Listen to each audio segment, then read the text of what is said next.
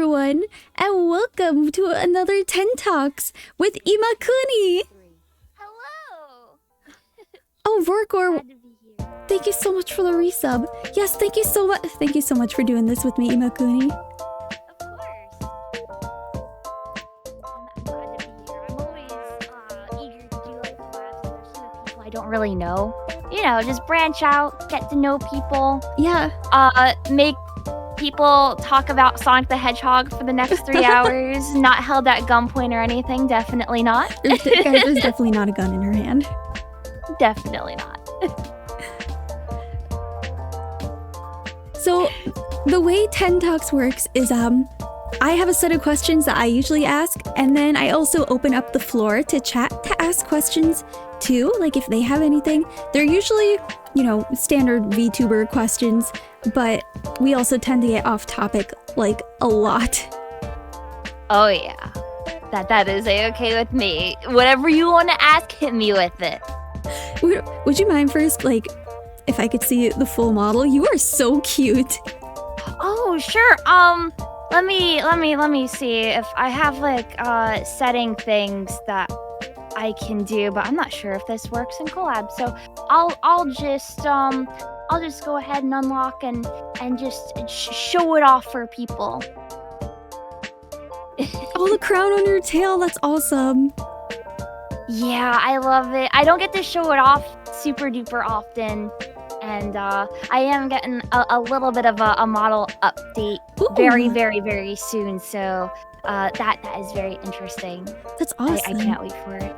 Is there any part of your model that, like, people besides feet, because I know we're usually hidden down here, besides feet that people don't normally get to see, like a special toggle that you don't use often? I don't have a lot of toggles as far as things go right now. I don't get to use my heart eyes a whole lot, which I could put on and just... It's so cute. Thank you. But like besides that, not really besides like thighs with like squish, where people don't get to see that a whole lot because I don't get to zoom out very often. Yeah, it's such a really cute model. What were you inspired by when you decided to make the design? Did you have someone help you, or did you kind of know what you wanted to be? I always wanted to go for like a demon aesthetic, and I was like, okay, panty and stocking came to mind. At first, I wanted to go like super goblin, like really short, and be like Midna-esque. So that was on the table, and I decided, yeah, I think having like short but like tall enough human proportions would be fine. Yeah. And that's what I ended up going with, just because it was also easier for my artist. But Helltaker is another big one. I really like the designs of that game. I was gonna say, it reminds me a little bit of Helltaker. Yeah. And the flame horns are so cool too. The flame horns, here's a little secret. That was kind of inspired by RuneScape with the fire cape. Oh, that's so cool. I really like the fire magma aesthetic sort of thing. And it just stuck with me. I wanted horns. I wanted glowy horns, so I did that, and I designed the horns myself and everything.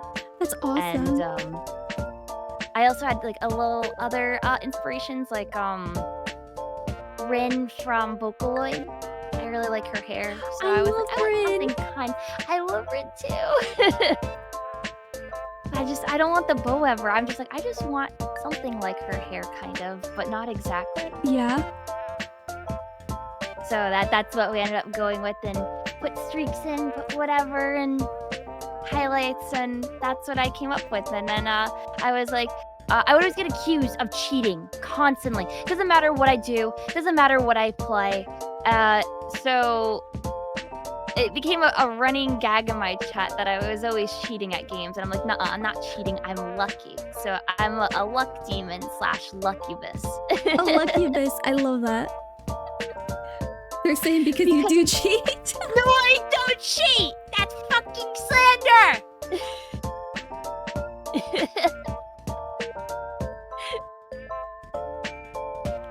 angel and a demon, yeah. Yeah, that's fine.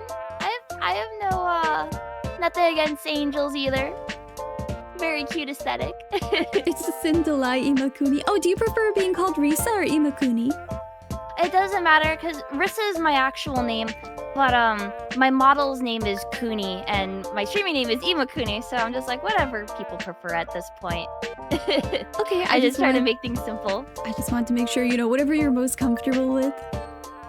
Yeah. And I know if you want to call me Risa, you can. I know you've been making content for like a long time, right? Oh yeah, I've been streaming for 14 years. Coming up probably like 15. I want to say like summer-ish next year is when it'll be 15 years. I don't have exact date because man, my streaming backstory is one hell of a wild ride. Dang, that's... I mean, I would love to hear your streaming backstory. I know you're part of Vinesauce, right? I was streaming before Vinesauce existed. I was part of a streaming group called Yugimons at the time, where we just did pretty much the same thing, just stream a whole bunch of games, have fun. Our channel got shut down because we made an AT&T, we're sponsored by AT&T joke, and livestream.com didn't like us and banned our channel because of it. Because we just made a joke of like, you know, your power goes out or your internet disconnects. You know, it was very finicky back in like 2008, 2009. And we made like a, oh, here's a thing. It's about to happen. Here comes a thing. And then we had like an overlay thing. Like we got disconnected and we're in an AT&T ad. Oh no.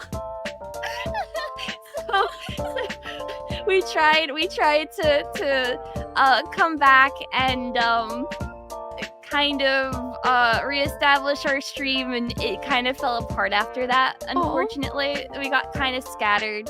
I found Vinesauce because of that though, in that community, so that's what I ended up doing. That's really awesome that you found them and that you have like, you know, a stream team, stream community. We're not so much of a team anymore, but we're still like a really like tight-knit group of friends. We'll talk to each other once in a while, try to do collabs, but like everyone has a different schedule that it's so hard to even like catch each other. Yeah, I can imagine, like, and especially seeing the people who are in Vinesauce, like I'm sure sometimes it's just hard. Oh yeah. I mean, trying to just get a hold of Vin sometimes, he's really overwhelmed. So I'm just like, no, it's understandable that you can't do whatever. I understand. Yeah. But my inspiration from streaming, the real backstory, this is horror. This is horror, and I told this before on stream, and it's gonna blow your mind. So I originally I saw streams on a particular website. People may know what that website is. I'm not going to name it right now, just in case. And I found a person's stream, and they were kind of treating women really badly and like hitting on them while like banning people left and right. And then like they were playing Persona 4 when it released. And they were, they were like, hold on guys, hold on, I have to stop. I want to go eat some chips. And then they turn on the webcam and they ate chips for 30 minutes. And I'm like, are people seriously watching this? And with how disgusting they're being towards people? Are you kidding me? And do you want to know who that person was that I was watching? That I said, man, I can do better than this person? Was it Vinny? No, it wasn't Vinny. This is super cursed, and I'm sorry in advance for any controversy. It was Yandere Dev, who went by Eva Zephon back in the day. Seriously? Yeah. He literally, I can do better than this guy. Oh my gosh. I can do better than this guy. I'm gonna start streaming. Oh my gosh. And that was my inspiration. My inspiration is I could be better at streaming than Eva Zephon. And I started streaming because of that. That is my origin story. That was your villain origin story. Oh my gosh, that's actually incredible. Well, I'm glad that I stuck with streaming because it's been really fun, actually. I just love to sit around playing video games. I mean, it was a way to interact with people, to meet with people, to talk with them. It was rough for me kind of growing up because I was medically homeschooled because I have fibromyalgia. I had it at a really young age, at 12. Oh my So gosh. eventually, I had a lot of free time where I was doing my work in school and everything, Mhm. but I could only do so much. So my free time was like, well, what can I do? Because I used to do like theater and dancing and Girl Yeah. Scouts and this and that. So I just fell back on video games and would just like play Xbox Live with people and stuff. I mean, it's not awesome, but I do know a lot about fibromyalgia because I have AMPS. I am not aware of that. So could you Amplified educate me? musculoskeletal pain syndrome. So essentially just Ah. fibromyalgia with a different name. Gotcha. Yeah, so I'm very familiar with it because I went through chronic pain rehabilitation and a bunch of the girls there had fibro. Yeah, they've tried physical therapy and stuff for me, but it tires me out. I just over the years, like I've had so many tests done, MRIs, you name it, Mhm. a bunch of just medical tests, positive, false positives for random things like what was it? Lyme disease. I had Yeah. a false positive for that. It was a struggle trying to just figure out what it was, and I can Mhm. only imagine that it was probably an uphill battle for you as well. Yeah. Honestly, like I think at this point you have to be disabled to be a VTuber. I mean, that's not true, but it makes things easier. It really does. It does because like you have a lot more time than the conventional person being disabled. So you're just like, oh, what am I gonna do with my time? But I also understand like just the feeling of isolation and kind of being like, oh, I want to meet people, I want to talk to people, and then going to stream and building that community and like coming back again and again and getting to talk to people. I say it to my chat all the time. It feels like I'm just hanging out with a bunch of friends. Yeah, exactly. Because with me growing up, like a lot of my friends were male, but Mhm. like they kind of like treated me like crap because it was like, oh, you're a girl that plays video games. We were not actually friends with you. We're just using you because you know more about computers than we do, and that's legitimately how it was. I would charge people to set up like their routers and stuff Good in like for you. sixth grade or Get whatever. that bag. So, oh yeah, it was great. just because they want to play Halo or something, I'm just like, yeah, okay. Tech girl Imakuni tech support. But yeah, and I found just, like, okay, yeah, because I wasn't socializing as much by not having people to talk to on a day-to-day basis besides, like my mom or my teachers and stuff like that. I was like, all right, it's time to be chronically online forever. I'm never going to leave the internet. Oh, me neither. I like it here. It's fun. I definitely have so much fun. So what made you decide to be a VTuber? Because you were a flesh tuber. I was. Rather, I didn't really use a lot of webcam. Not a whole lot. It was on very, very rare occasions. And it all boiled down to I wanted a physical reaction on stream without having to use a webcam because I didn't want to get dolled up for people. And that's basically the really short answer. I didn't want to put on makeup. I didn't want to be glamorous. And I've seen how women can be treated online when it comes to not being dolled up. Yeah. And I'm like, yeah, I don't want to. That's so much work for me being disabled. And I'd rather just do it as, something significant or special. Yeah, I understand that sentiment too. Yeah. So I was just like, yeah, let me have an avatar that can react so people can see my physical reactions to what's going on. I think it'd be a lot of fun because initially I was against VTubing, but it was more the fact that with VTubing back then, I saw the more idol corpo version of it, of just like selling, sex in a way, or promoting like songs, being a singer or something like that. Yeah. And it did start out like very idol culture-y, but now I think it's branched off into something where anyone could be any kind of VTuber. Like we've got My Melody.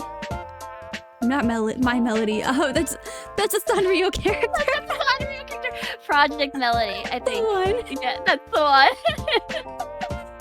we've got Project Mel, and then you've got like a whole bunch of different not like idol focused corpos like V and U and whatnot. And people who could just branch out and be any kind of VTuber, which is really nice. And I decided, hey, I'm just gonna keep doing the same thing that I do best, which is just sitting on my ass and playing video games, but with a VTuber model. And people like that, right? People like video games. They do. They like video games and they like pretty anime women, so it's perfect. Yeah, it goes hand in hand. Perfect. I'm like, stamp it, put it in, got my model, bam, here I am.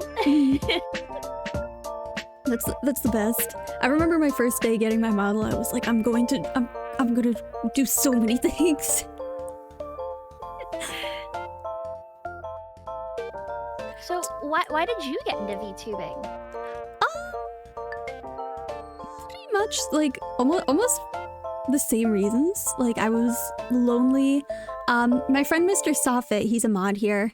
He encouraged me to kind of pursue it because I saw her debut, and I was like, oh, I really want to do this. This looks like a lot of fun. I really like entertaining people, and I'm a cosplayer, so naturally I really like being outgoing and like doing silly things. But I'm not actually a video game person. Like I didn't grow up with video games because that was my brother's thing, and he gatekeep, gaslight, girl boss set stuff. Oh man, that sucks. So I'm still kind of finding out like what kind of video games I like, but I'm having a ton of fun doing it. Did you give your model any lore? Yes. On her first day, she was immediately incarcerated and thrown into court, where chat had to decide if she actually cheated at video games. And Kuni was found guilty. And I was punished to beating Quest 64 blind. She did? Yeah, I had to play it. Yeah, chat said that I was guilty. It's not fair. I'm not guilty. I didn't cheat at games. I had a compilation of a whole bunch of really lucky moments in like my gaming history. Like, what was one of them? I was playing Kingdom Hearts 1 for the first time, and I was in Hollow Bastion, which is one of the late areas in the game. Yeah. And I was beating up enemies like normal, and on my second enemy that I killed in Hollow Bastion, I got a drop for this thing called Defender. And chat started going like absolutely bonkers in my chat and being like, why isn't she responding? Why doesn't she know? Why is she not reacting to this? I said, what, did I get something? I don't understand. And they were like, you got a 1 in like 500 drop item on your second kill. And I was like, what are you talking about? Did I? I didn't even notice. And chat thinks I cheated. Oh no. And I'm like, it's not my fault that I'm lucky. And the chat's like, nope, guilty, you cheated. I'm like, I'm playing this on like, what, my PS4? How did I cheat? Streamer luck. It is. The streamer luck is real. That's me in a nutshell. And then chat keeps going, nuh-uh, you cheated. She's the reason I can never find a shiny. It's true, I hog all the shinies. I have over like 120 shinies in Pokemon Violet right now. It's so easy to get shinies in that game though. It is a lot. But that's why I'm like, nah, it's super easy. You either have the best or worst luck, so true. Literally no in between. Yeah, exactly. But usually I have more the best luck than the worst luck. What are the odds in Scarlet Violet? You can get it down to like 1 in 433 or something. Like it's really, really, really ridiculously easy. Explain every Mario Party victory you somehow got with Peach then. Skill issue on your part. My teenage self would have wept. Yeah, exactly. You just have to know what you're doing with the shiny hunting. I love the shiny Pokemon. They're so pretty. I'm trying to get an entire living shiny dex. That's like my goal. So really cool. I've been trying to collect them all, so to speak. That's awesome. Do you collect anything else? Oh my gosh. That really depends. I like Pokemon cards, like the actual Pokemon cards, but I actually play as well than just collecting. So. Oh, with the cards. I'll actually I actually play like the Pokemon trading card game. Oh, that's so cool. My brother played it. I'm about to tell you something that's gonna make you hate me. So my brother kept a card portfolio of all of his Pokemon cards, and I would take the cards out and reorganize them based on how cute I thought the Pokemon were. I mean, that's fine, as long as you put them back into the actual binder. I put them into the binder back in the order that I thought was the cutest to least cutest. That doesn't do any damage then, that's fine. I know. Every time I tell someone, they're like, what is wrong with you? No, that's fine. Listen, dude, that's just doing a little prank. You're not damaging the cards. Yeah, no, I never would have damaged them. I would have been spanked. Do you know how expensive some of those cards are nowadays? Nowadays I do, but when I was 5, I was like, this one's pretty. Diglett's kind of ugly. He's gonna go in the back of the binder. Wow, that Diglett slander. Now I think Diglett's cute, but at 5, Diglett was pretty ugly. Oh man, speaking of Diglett, I gotta pop in a little guy just because I can. It's not Diglett, but he's kind of close. Oh, is it a mascot?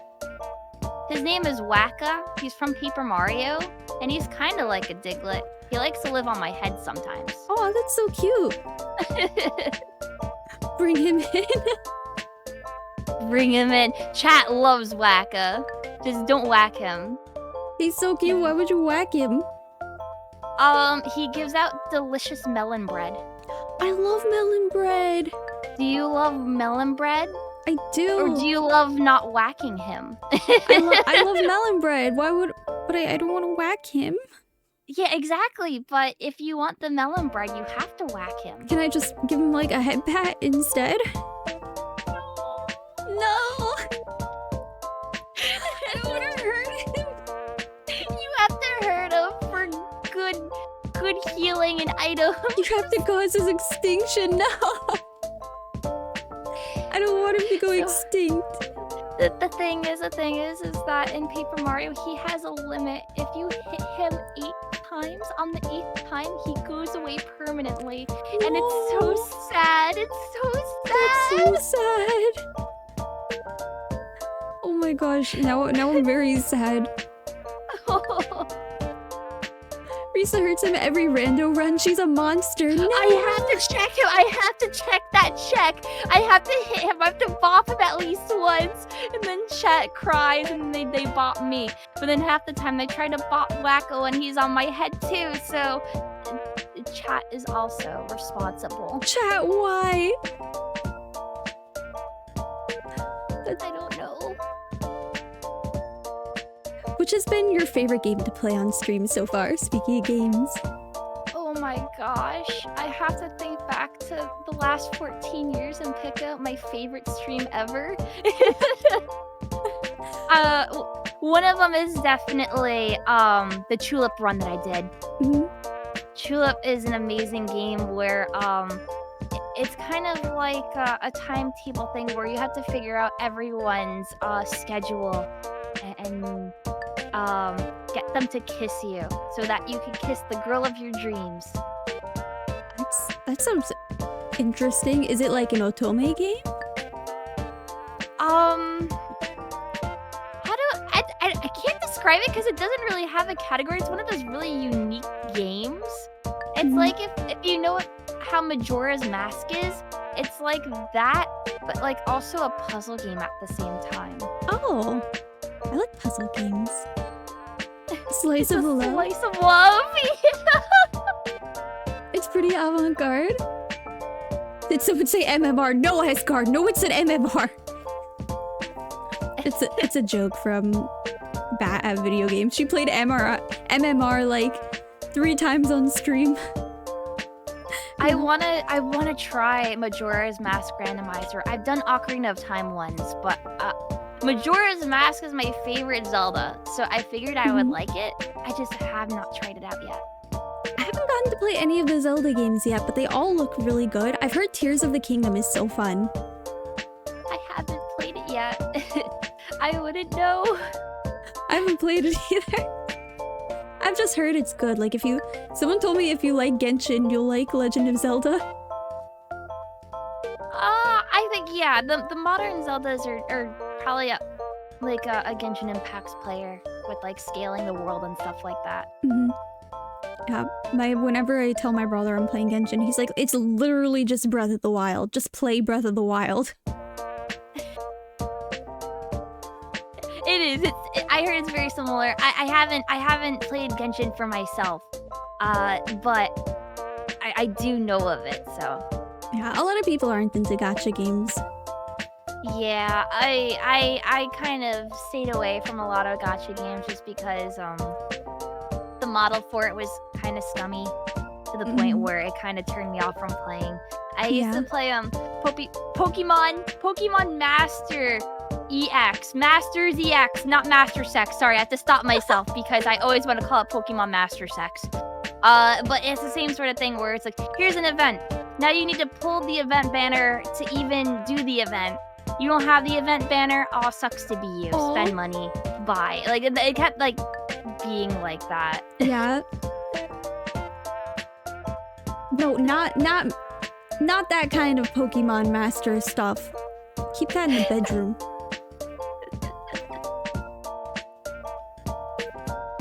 Delicious.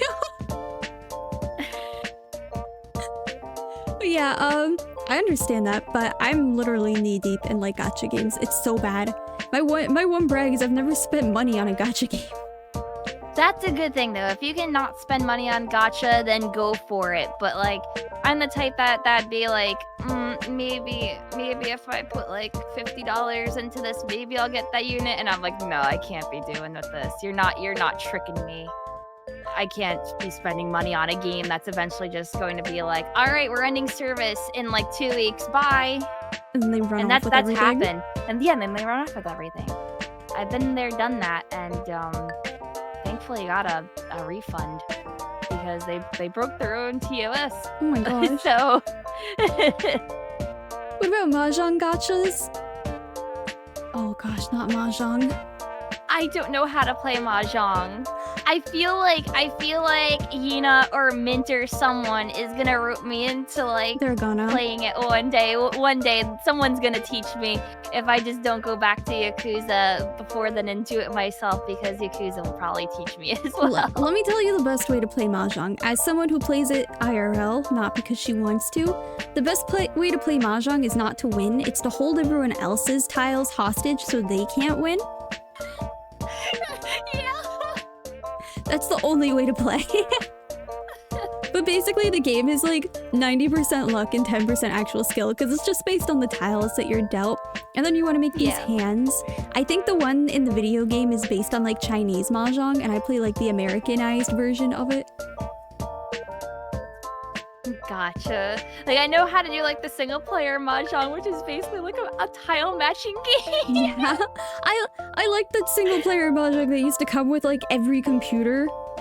Yeah, there's so many games that have that, or like I think my mom still plays like Pogo.com, which is run by EA, and it's like a little like go play mini game site, and she'll be like, Riz, I don't want to do the mahjong. You do it. You can read the tiles better than I can. I'll be like, okay, mom.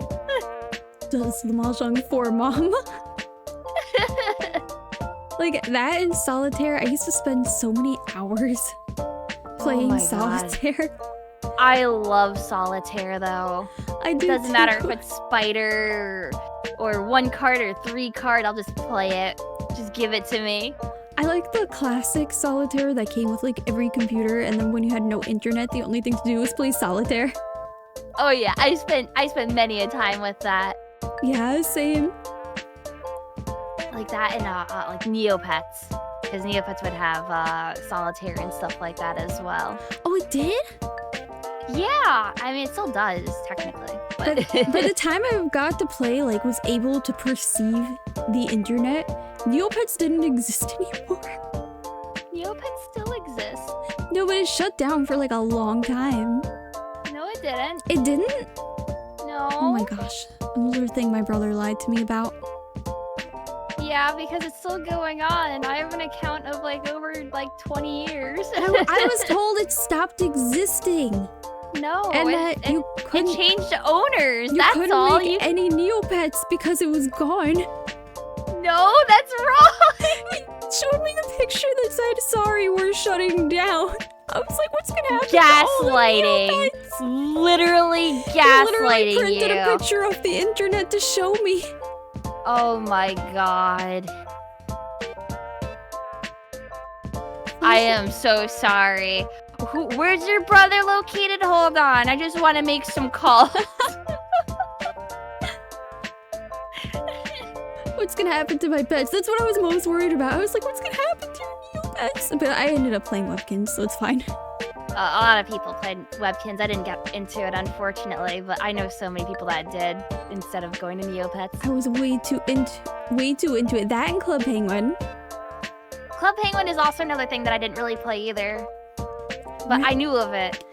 I was there when it like shut down. Oh, I think I'd already stopped using it by then. Did you play the Build-A-Bear Workshop online game? No. So some people do know that one and some people don't, and I like to ask everyone if they do know it. I did not know of it. I think I'm on. I don't know how old you are, but I'm 30. Gonna be 31 next year, and I grew up with stuff like Habbo Hotel and like Coke Studios and stuff like that. I'm not gonna say an exact amount, but you're older than me. Yeah, exactly. Don't worry about it. That's why I'm like, no, I was just like there for like the beginning of like the 90s era, like internet. So yeah, I was not able to use the internet till I was like already a teenager. So I missed out on a lot. I think I was 5 when using the internet. Oh my gosh. Did you have dial-up internet where like if someone was on the phone you couldn't use it? Yep, of course. Yeah, I had dial-up back in the day, and then DSL once that came out. Dang. I've heard stories like quit using the internet. I'm trying to call someone. Oh yeah, certain hours to be on the internet and stuff. But it was like during that time as well that having the landline, I mean, I still have a landline, was like, yeah, everyone's gonna have one. But it was also eventually becoming more acceptable with cell phones, and I think my family just jumped on cell phones like immediately. Just like flip phones. Yeah. Yeah, so I had a flip phone at like a young age, I think by like 5th grade or something. So that wasn't that much of an issue having like dial-up, because it's like, yeah, we all have cell phones. Just use our cell phones. You have to communicate. And after 9 p.m., you can text for free. Yeah.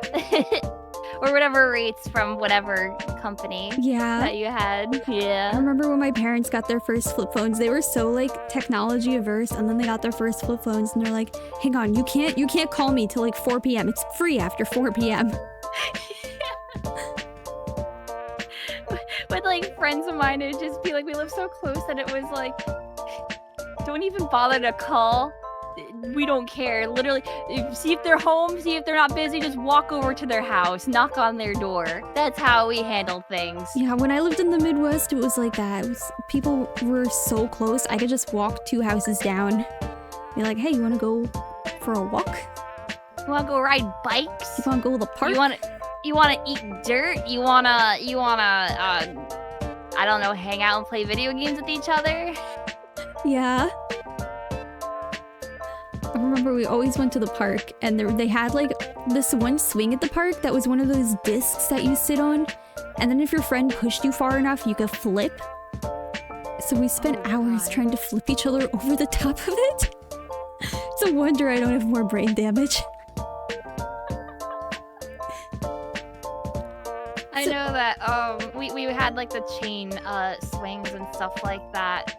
So I mean, it was also possible with how the swing was that you could go so high enough with enough momentum that you could just do like a circle on the swing, and then the chain would be all curled up and whatever, becoming a little bit shorter because you did a full like 360 rotation. Don't worry, we can fix your lack of brain damage. Thank you, bestie. I was so worried. So what's been I know you've been streaming for a long time, but what's been one of like your proudest moments as a streamer or as a VTuber? Oh gosh. One of my proudest moments is I was doing a charity event, and I decided to do a repainted, which back in the day that would be like dumping all the textures and stuff out of a game and replacing it, or like doing like model swaps or just a texture swap and customizing the game. And I did that for both Jet Set Radios, the original and Jet Set Radio Future. And Future is my favorite game of all time. And during it, I advertised the event because it was really big. And I mean, over the years, we raised over like $1 million for charity in total. But during that one event, the composer for Jet Set Radio, Hideki Naganuma, actually came in, and he was like, oh my gosh, I didn't even know that you could do this. And I put like his other music in from like either like personal or other rhythm games and stuff in, and he was like, that's really cool. And then he followed me on Twitter, and now we're oompies, we're mutuals. That's so cool. That's awesome. That raising over $1 million, that is definitely something to be proud of. That's incredible. Oh yeah, I mean, over the amount of years and stuff, like I didn't think that we would be able to do that. If you told me a decade ago that me sitting on my butt playing Sonic the Hedgehog would lead to me making money and also raising over $1 million for charity, nah, not in a million years. It's just so incredible how like you don't expect how things happen, and they just happen, and then people come out and show so much support. I'm sure that felt amazing. Oh, absolutely. I was always astonished over the years of how many people would actually come out for the events and stuff like that. And well, I don't think that we're really doing anything on that scale anymore, just because it took a lot of effort. There was just at least 100 people putting effort into it like every year, that I think we all just got super burnt out, and we were just like, this is a good note to leave off on. Yeah. That we could cement our lives. We did this, we accomplished this, originally as a small team of just maybe 20 people doing the event all together into like 100 people at the end. That's incredible. That's so incredible. You made more money off of Knuckles than Ken Penders has in his Discade. Damn. It's sad but true. I've been coming to the Vine Sauce charity stream since they started. I miss Hootie. Yeah, I mean, Hootie's off being a family man. That's what he's doing now. Hootie's got bills to pay and mouths to feed. Mouths to feed, definitely.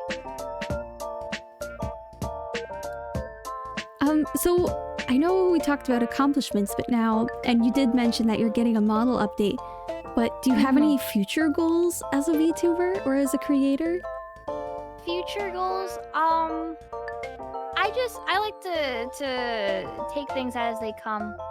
I really like my model. I don't think I'm updating my model completely for a very long time just because, well, it's also super pricey.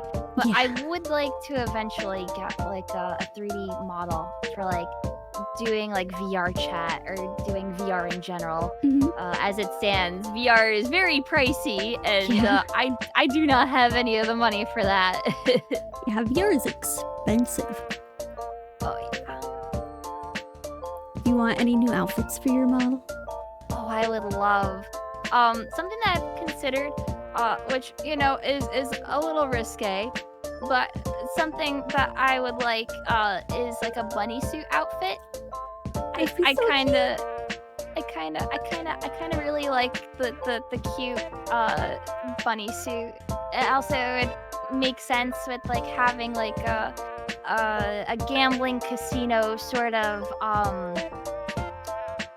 aesthetic as well, and I feel like people would really enjoy it. It's tasteful. I want like tasteful smut. Tasteful bunny suit. Exactly. With the fishnets. Yeah, the fishnets, the garters and stuff like that. The whole 9 yards. Yeah. You know. The good stuff. Yeah. Not for any But of as far as sorry, no, you go ahead. I was just gonna say, besides that, I have no idea what else I wanted, because I wanted something really simple, and that's why I went with the business suit like aesthetic as well, because very, very professional, very what is the word? Modest. Yeah.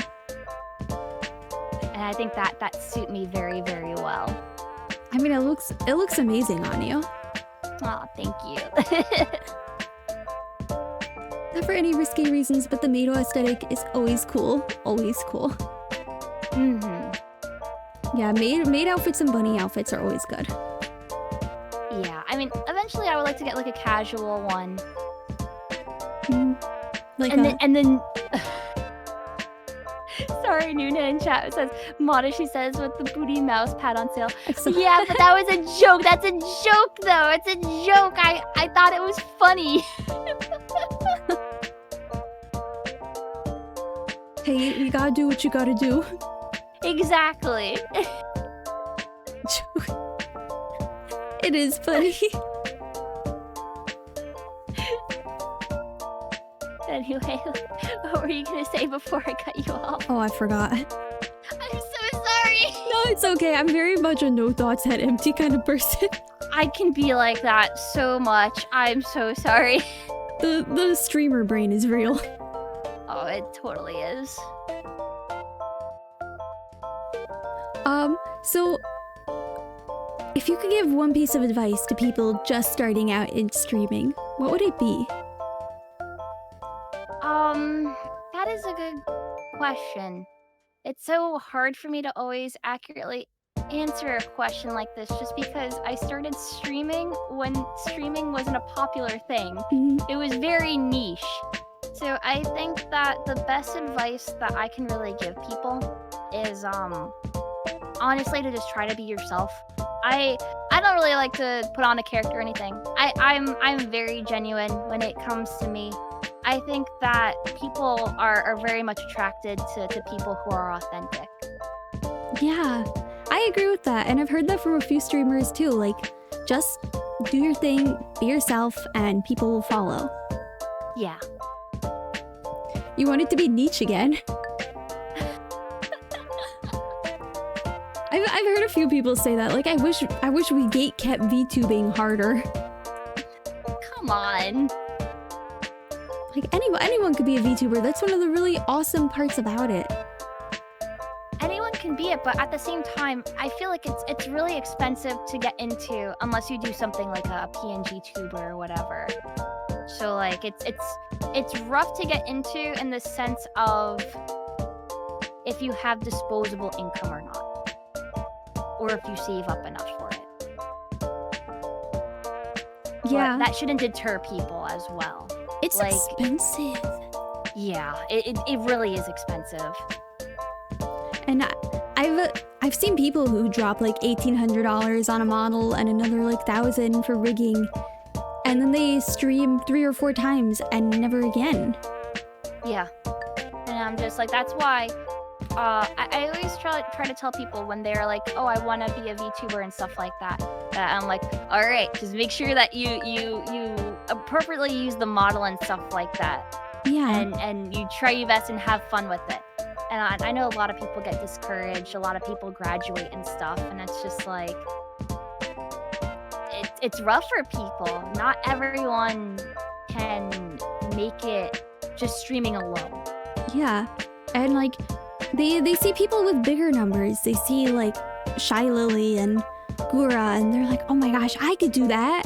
I won't have to work a day in my life. But they don't see all the work that actually goes into it. And then they realize that, hey, I'm not entertaining. I'm not meant for this, and dip. Exactly. And the thing is that, once again, when it comes to the corporate VTubers and stuff like that, they, once again, have another company backing them up, helping them out with giving them money and stuff like that, basically, or commissioning stuff for them when it comes to assets or, you know, models or this or that or updates, where they don't have to worry as much. Mm-hmm. But I'm sure that, you know, it's give and take with actual corporation as well, where you know they're getting a cut of whatever they're making as well. They do. And people, it's so weird, but I notice this again and again. People are so much more willing to support a corpo VTuber than an indie VTuber, which I find very interesting. They say wop wop instead of womp womp. I can't imagine coming to a VTuber's stream and they're going wop wop.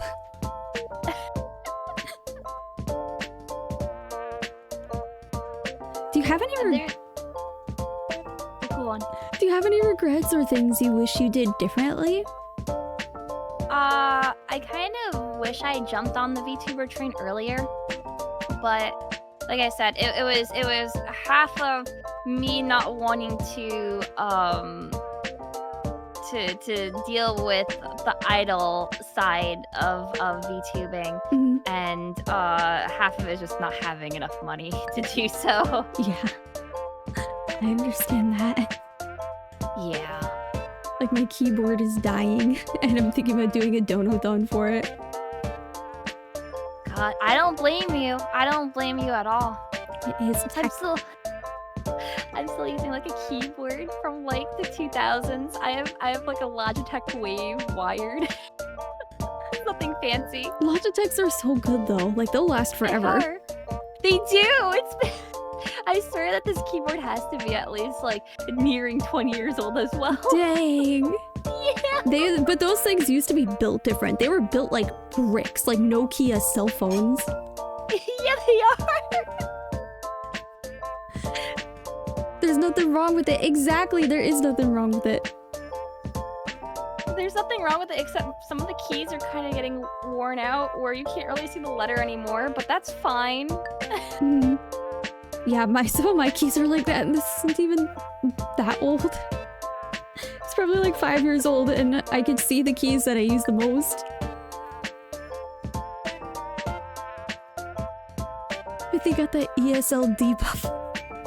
Vesty, you weren't here the other day when I was talking with Niano, and someone made a comment that said, I thought ESL was a disability, and now after seeing people with ESL use it, I 100% believe it is. Oh no! I still think about that comment. Oh Lord! It was great. Faker and a half, yeah.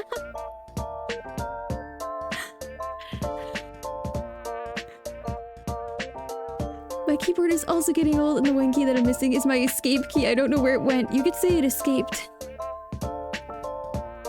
Damn. That's rough, buddy. At least you get a keycap maybe or something. Yeah, you could get one of those like cute keycaps, like the hobby ones. Yeah. Pikachu. I've been thinking about that. Like, in reality, I really want like keycaps. Like my dream version of a keyboard is the same keyboard that I have with a lot of the bloat on it, because it has stuff like media buttons for like Windows Media Player and like Realtek Player and stuff like that. Real Media Player and like Winamp, where you could like have a play and pause and skip track buttons on it. Like I don't need that. I want those off. I want like a full numpad. I want arrow keys. I want all of it, and I want it. Keys? No, I have arrow keys, but I'm saying like my dream keyboard would have that, because there's a lot of keyboards that just go, yeah, we're just removing arrow keys. Bye. Like I've seen like half keyboards and stuff, and I'm just like, why? Yeah, I see like the 60%, and I'm like, oh, why can't that's like a laptop keyboard. I don't want that. But yeah, I want a keyboard with all the bloat off of it, and also in the shape and style and wave as my keyboard, because each key is like curved in a certain way, and some have grooves on them. Ooh. So that I could just put my hand on my keyboard in pitch dark, and I can feel what key is what depending on their position and how they're curved. It's really nice to feel. I love ergonomic keyboards. I want a customizable one for a Logitech Wave. Really bad. Yeah, I'm sure there are people who probably make them. I know they do make Wave keyboards. My brother has like a full custom keyboard. He's got the one that's split in half. I'm like, haha, you look so dumb with half a keyboard for each hand. Yeah, I don't want anything like that. But like, hold on. I'm sure I can get like a picture of my keyboard. The stream confirms Lucky Bis can walk in heaven. Guys, I hate to break it to you. I'm a man-made angel. The truth comes out. The truth is out. There are keyboards that only have the essentials, no arrow keys, no numpad, most of the function keys missing. That's so dumb. Just like use a cell phone at that point. Yeah, exactly. Okay, I have a picture of this. I almost sent a WebP. I hate WebP. Dismantle WebP. I want this keyboard without the top of it. And without the one left side, whatever those buttons do. Oh, I've seen these before. Yeah, my keyboard's weird, but it's really comfy when playing like MMOs and typing. It's got a built-in armrest. That's awesome. Yeah, so I have a custom desk as well that has an armrest, but like having an additional one so that it has it for my arms and then my palms. Yeah, that's neat. It's really nice. It's so comfy. Oh, they want to see it. Hang on, guys. I gotta save it. That's why I made sure to send a PNG to make it easy. Otherwise, WebP would have been like, good luck showing this on stream. I forgot. Okay, I could just drag it in. That's the thing. No, I didn't drag in a URL. I dragged in a PNG OBS. There we go. That's the keyboard, guys. Yeah, that's my weird keyboard. It's a pretty neat keyboard, honestly. I wish they would make keyboards with more built-in armrests. That's what I like. It just makes things easier for me when just playing in general. So I prefer keyboards like this, and that's one of the reasons why I haven't upgraded my keyboard in 20 years, because I can't find anything just quite like this one. I understand, honestly. This one is good. If it had LEDs, I'd be sold. Yeah, like I'd be okay with like LEDs and stuff, but I just want to like tune it out so I could have like mechanical switches and keycaps and making it look cute and stuff like that. That's all I want. And yeah, maybe like LEDs so I can make it like glowy. Yeah, I have an LED pink one right now. It's not great, but it gets the job done.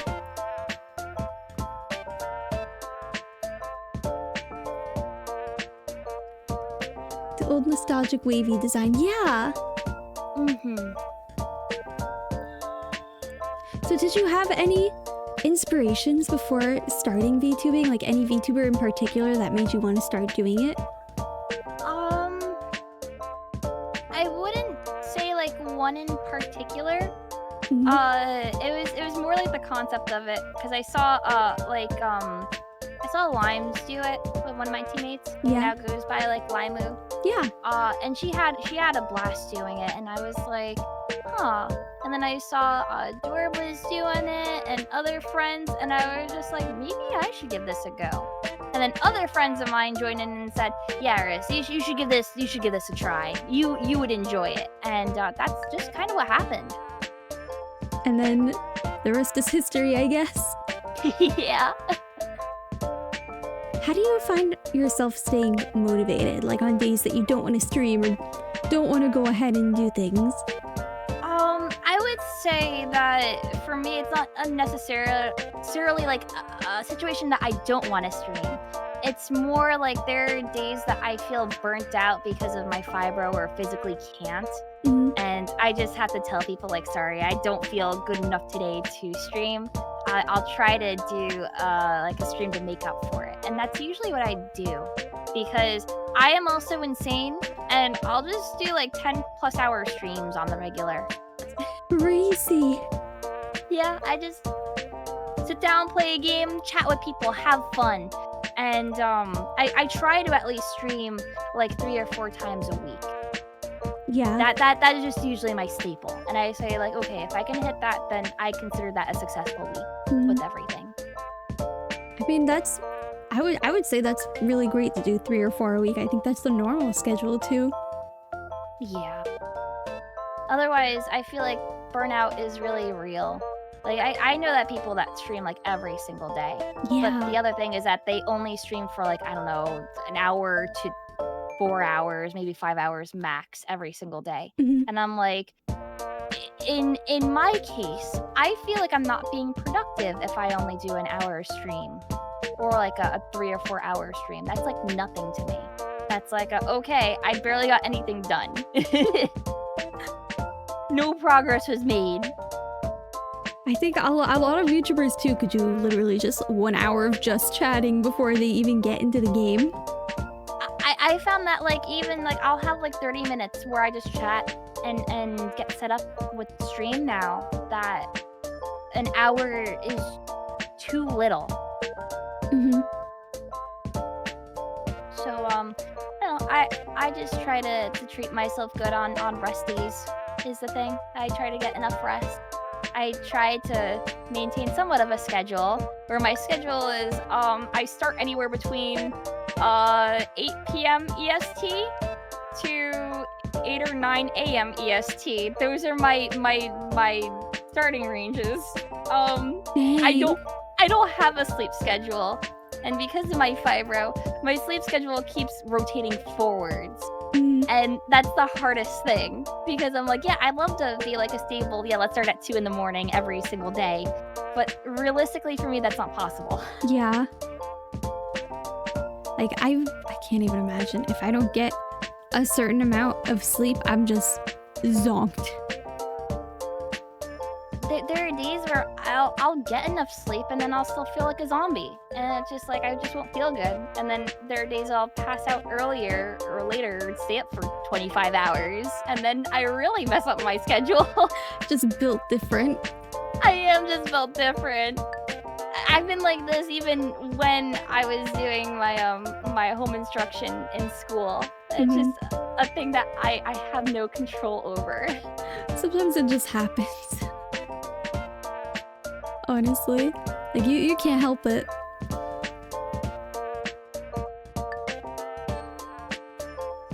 Also, I'm sorry if you can hear me munching. I have a little bit of a waffle. No, it's okay. now. I heard stuff clicking before. I was like, oh, she's got a plate. Oh, I do gotta play. I'm sorry. No, it's all good. Don't worry.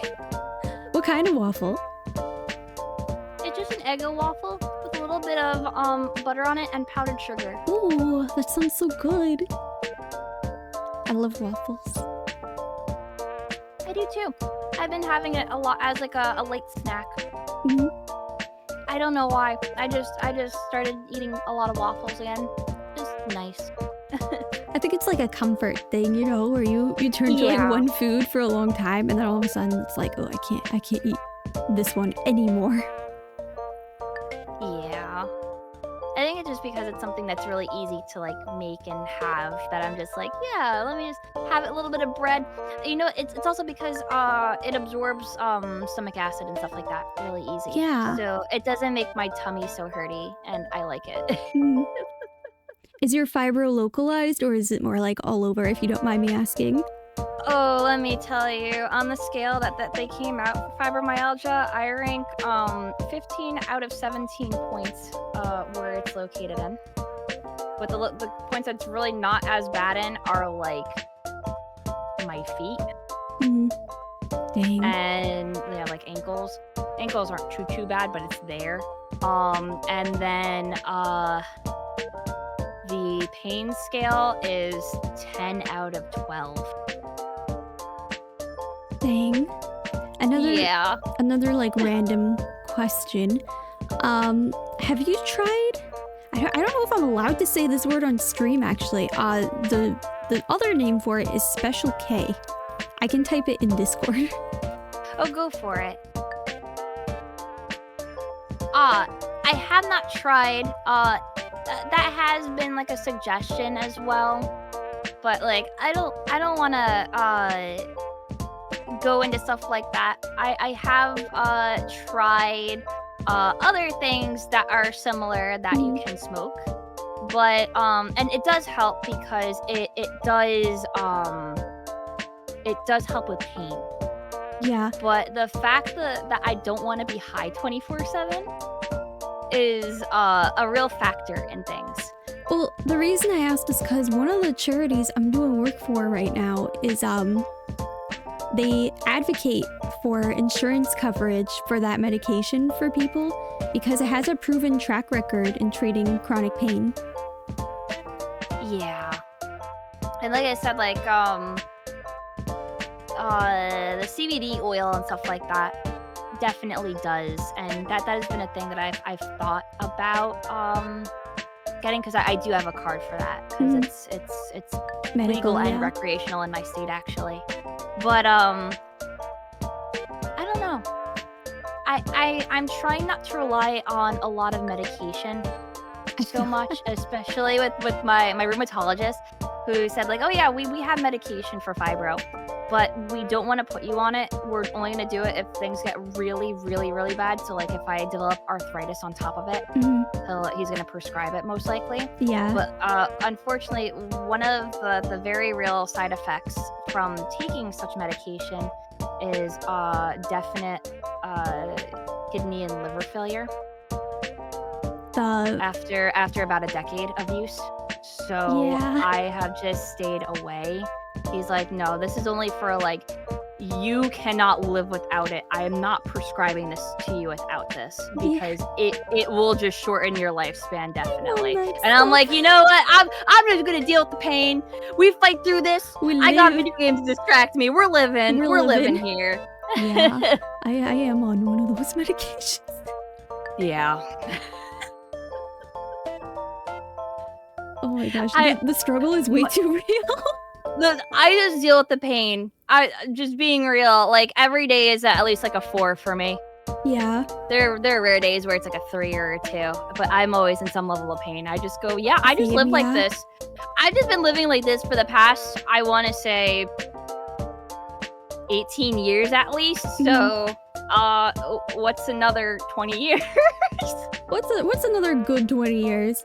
Yeah, I completely understand. Honestly, like mine is thankfully localized. It's only in my tummy. But like my tummy's always telling me, "Hey, you're in pain. You're in pain. You suck." You see, for me, because of fibromyalgia, I understand that very much because IBS and GERD are also hand in hand with fibro. Yeah. So I get that, where there's a bunch of stuff that I can't eat, and I have dietary restrictions. Same. And just things where my stomach goes, yeah, this is fine normally, but today I'm just gonna say, shit your pants. Today is a broth only kind of day. Exactly, yes. Oh my god, you get me. Last night I had chicken broth. I'm not even kidding. Yeah. That's what I needed because my tummy was hurting so much. Yeah. That and like a potato roll with a little bit of butter. Literally, That's it. some days are just like soup and Gatorade. Yes, I have lived that. That has been my life for so many years. It was so bad at a point that they didn't know what I had with my stomach. I was having really bad dry heaving issues. Like I would wake out of my sleep, dead ass, in the middle of my sleep, to go dry heave in a toilet for the next hour or two. Dang. And that was my life every day, like 6 years ago. I can't believe they didn't diagnose you with like gastroparesis or cyclic vomiting. I don't know, because I wasn't really vomiting. That's It was the just thing. heaving. It was just heaving with nothing coming out. And that's why I was like, what is this? And then I'm on Protonics now because there was a doctor. I was in New York City during New York Comic Con, and I had an attack really bad. And it doesn't help that the sound of like vomiting triggers me off like really badly. Yeah. So there was that, and a friend of mine started, unfortunately, actually vomiting. And that triggered me off that I had to no, it was a chain reaction. reaction. It was a chain reaction. It was so bad. And I immediately just could not stop. And I had to go to a hospital in New York City via ambulance because there was no way I was walking after that. And it took like an hour to get to the actual hospital in New York City traffic. Oh yeah, it's awful. I got there, but they were the ones who figured out that I just had really bad GERD for no reason. Dang. So they gave me Protonics, and that's what fixed everything. I'm glad they fixed it. It's always really awesome when it's just like, oh, this is such a simple solution. Like you just have to take famotidine twice a day. It was, and they just never considered that. And I had 3 gastrointestinal doctors, and none of them could figure out that I just had really bad GERD. It was just like, ooh, tummy hurt. I'm dry heaving. What Tummy do? hurt. Tummy hurt. And they were like, hold on, let's get an endoscopy. You have a lot of inflammation for some reason, like a lot, like everywhere. Huh? Tummy hurt. What do? Here, take this medication that helped you while you were in New York. Oh wow, tummy don't hurt anymore. Tummy no hurt. Thank your vomiting friend for indirectly fixing your stomach. Yeah, they kind of actually helped me in a weird sense. Like, it was absolutely bizarre. But, yeah, that was just really, really weird.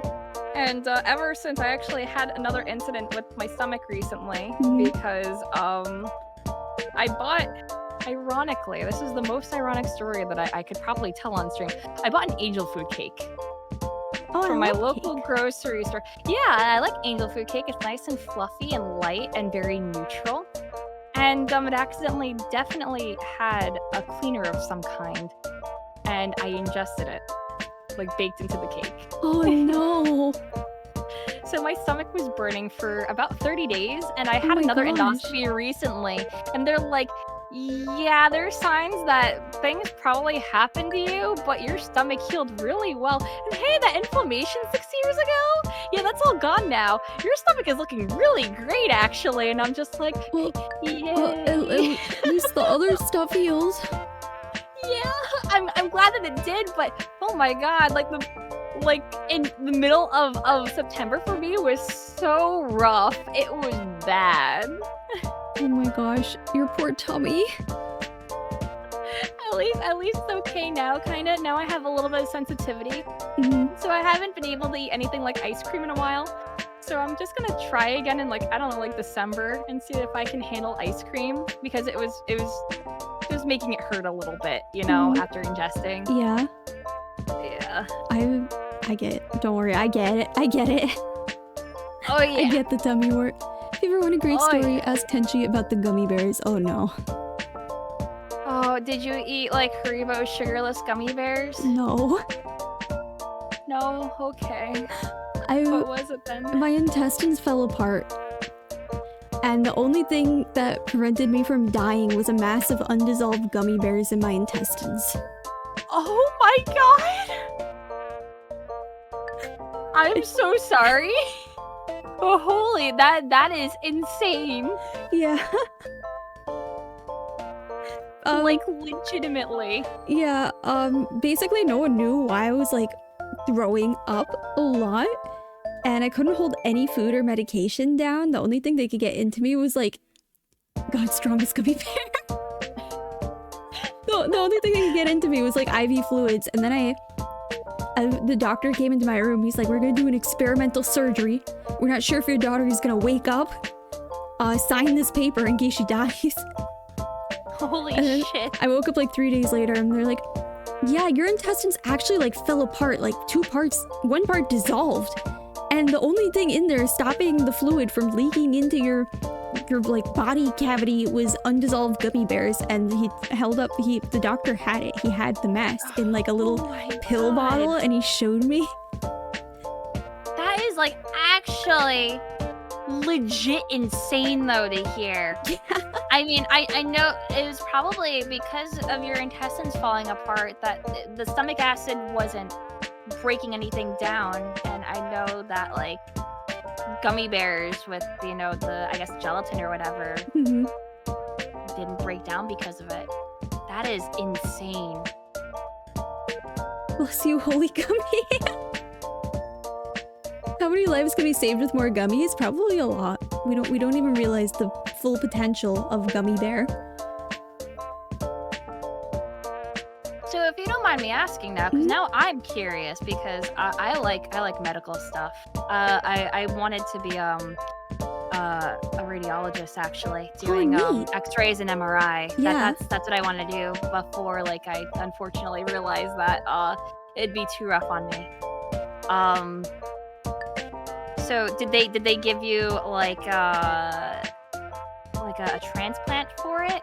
No, they basically used silk to sew my intestines back together. And then a few years later, I had inflammation in the same spot, and they're like, let's check that out. And then the doctor's like, we actually stapled your intestines back together this time. I was like, that's cool. Thanks. Thanks for telling me. Yeah, so I imagine that you have to get like regular checkups with that. Yeah. Just to make sure that everything is okay. All the time. I've had 2 revisions already, and then like the insertion of a medical device. Yeah. Because I have a friend of mine that had stomach cancer, so she straight up doesn't have her stomach. She got it completely removed. Did she get a transplant or no? No. So it's literally like just her intestines and stuff like that. And she's like, yeah, it's just so hard to eat anything. Yeah, I can nothing imagine. to really break it down. Yeah. That's why I'm like, I always have to ask. Yeah, thankfully it's not cancer. Yeah, thankfully. But I was worried for me because my stomach was hurting so bad that it was on fire that I'm like, oh god, they found a polyp in my stomach. Oh, that's always scary. Yeah, it's scary. And my doctor was like, I'm not worried about it. If it's cancerous, we found it so early enough that it's not gonna matter. And he was like, nah, it's benign. It could always transform later on, but keep an eye on it. It'll probably go away. That's so funny to me. Like, they have the opportunity to remove it while they're in endoscopy anyway, and they're like, we're just gonna leave it. Like, just cauterize it off or something. Yeah, but it's fine. He's like, it was the type that it was is most likely non-cancerous, like very, very, very, very low risk. So they're just like, it'll most likely heal itself and kind of like break off on its own eventually. Yeah. So he's just like, there's no reason to. Well, that's good, I guess. Less internal trauma. Yeah. What brand were they? I don't know. They were just like some random health gummy brand that my mom bought. She's like, oh, eat a bunch of these. They're good for you. They've got fruit and veggies in them. I like the gummy multivitamins. I take that as supplements because they taste good and they help me. Yeah, I love the gummy vitamins. I wish I could take all my vitamins as gummies. Yeah, unfortunately not, but a lot of mine are gummies. They're better that way, honestly. Like, I love I take gummy elderberry every day because it's like really good for your immune system, and I don't have an immune system, so I need all the help I could get. Oh yeah, I know all about that. Like, oh my gosh. Autoimmune disorder club. Yeah. Oh hell yeah, I'm with you.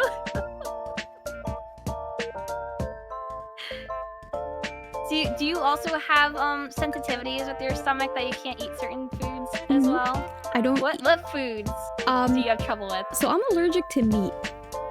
And also like shellfish. I can't have that stuff at all, but then some days my tummy's like, we're not gonna do dairy today. You could just eat like a piece of bread. Interestingly enough, I can do meat. Shellfish, I still don't know if I'm allergic to. That was a recent discovery a couple years back where we're not exactly sure whether or not I'm allergic to it because my doctor did tests and it kept going, you're positive, you're negative, you're positive, you're positive, you're negative, you're negative, you're negative. Did you do one of the skin scratchy tests? Yeah, and I had reactions and non-reactions with it. So they're not exactly sure because fun fact, shellfish and dust share the same allergy. It's the same allergy. Yeah, I knew that. Yeah. So my dust allergy was very bad, and then I got an air purifier, and then my shellfish allergy kept being negative. So we're not exactly sure until I do a food challenge and do it that way, which is also a little dangerous. Yeah. But that's why I haven't done it, because when I got sick on shellfish, which we think was shellfish toxicity, which was just bad shellfish, and maybe an allergen inside the shellfish, not exactly the shellfish itself. Yeah. We have no idea what it is. And that's the thing that's really scary. So I'm just like, yeah, I'm not messing with this, because I was out for like a month or two. My voice, it was so hard to even talk. Oh. It was so bad. I remember the last time I accidentally got shellfished. It was because of cross-contamination too, and I was on a cruise with my family, and they're like, oh, don't worry, we made everything in the allergy kitchen. It's no contamination. And then it turns out they completely lied about that. And I had to go to like the boat hospital. It was scary, but like it makes me so scared to eat out at places, because they're like, oh, we took care of it, and then they didn't. It always gets me as well, because a lot of the problem that America has in general is that they'll say, oh yeah, we have different fryers and stuff like that, and we'll do fish and shellfish in this fryer, and we'll do meat or veggies or whatever, or french fries in that one. And then the part that they leave out is they all share the same oil. Yep. And then it's just, what are you doing? It's gonna be cross-contaminated anyway. Yep. I have to worry about that too. So it's like, oh yeah, what do I like to eat when I'm not feeling good? What's my old reliable? McDonald's. Because that for sure is, they had a lawsuit against them many years ago where they have to have a specific separate one for fish only, and they can't have any cross-contamination. And that is the most wild thing to me. Yeah. I remember the lawsuit too. My favorite is being told something isn't in peanut oil to be told it's in peanut oil. Yeah. It's rough. It is. I've been to so many donut places, and I'm like, oh, what oil do you fry this in? Because believe it or not, a lot of donut places fry in lard, which is animal fat. So I'll call them and be like, hey, what oil do you fry in? Oh, we fry in soy oil. And then I'll get to the place and be like, hey, just to double check, what oil do you fry in? Oh, it's a combination of beef and soy oil. I'm like, oh, I just drove 30 minutes for donuts I can't even eat. That has to be so rough. Oh my gosh. Thankfully for me, I just have like triggers with my stomach when it comes like sensitivities with tomato. But I'm allergic to some cheeses. Oh. Where I don't know why. It'll just be like, you're just gonna immediately heat things up or just be in the bathroom for the next like 6 hours. Enjoy. Oh. If I have like Parmesan cheese in particular and Romano, because they're sister cheeses, and I'm like, I really like Romano too, and I'm just like, man, I wonder if it's the enzymes. It might be, that's what I was thinking as well, because I'm okay mostly with cheddar and mozzarella, but like pizza is like a treat for me. Like I can't have pizza very, very often. Oh, I love pizza. I usually make my own though. Because That makes sense, yeah. because of the cross-contamination issues, I never order Yeah. out. Yeah, exactly. That totally makes sense for you too. I would be in the same position. Like there are a lot of times where it's just easier to just go out to the store and get like raw ingredients and just like, all right, time to just make my own burger. Yeah. That's it. And honestly, like through college and everything, I kind of learned to enjoy cooking. At first, I was like, I don't want to cook for myself. I'm so tired. But now I'm at a point where I'm like, oh, I actually really enjoy cooking myself stuff and baking and all that. I really like baking, but like my problem is the portions. I won't have enough to eat this all myself. Yeah, I live with my family, so usually they leave me a bite of whatever I make. Well, there's my mom and her boyfriend and stuff, but it's like between the three of us, that's still like we aren't gonna eat all of this. Yeah. There's a lot of us in my house. And I made a cheesecake yesterday, and today there's a quarter of it left. Oh my gosh. So it's more of a fight of if I will get to have some of what I make. I always make too much too. It's why I need more friends who are willing to eat my cooking. Same. I would send people baked goods if I knew that it wouldn't come either destroyed or spoiled. Yeah, that's the rough thing. Mm, You have to be local. yeah. I mailed one of my mod's cookies once though. Aww, It was that's a really sweet gesture. it was his birthday, and I was like, oh, because we were friends before I started streaming when I was still like cosplaying, and he was like, I never really get to eat snickerdoodles, so I baked snickerdoodles and I mailed them to him. I love snickerdoodles. Yeah, they're so good. I love cinnamon and sugar.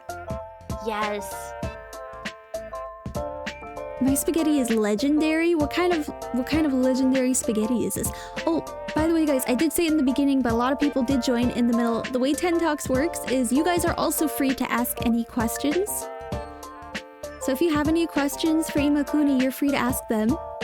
Yeah, I will gladly answer questions. What's your favorite Sonic game?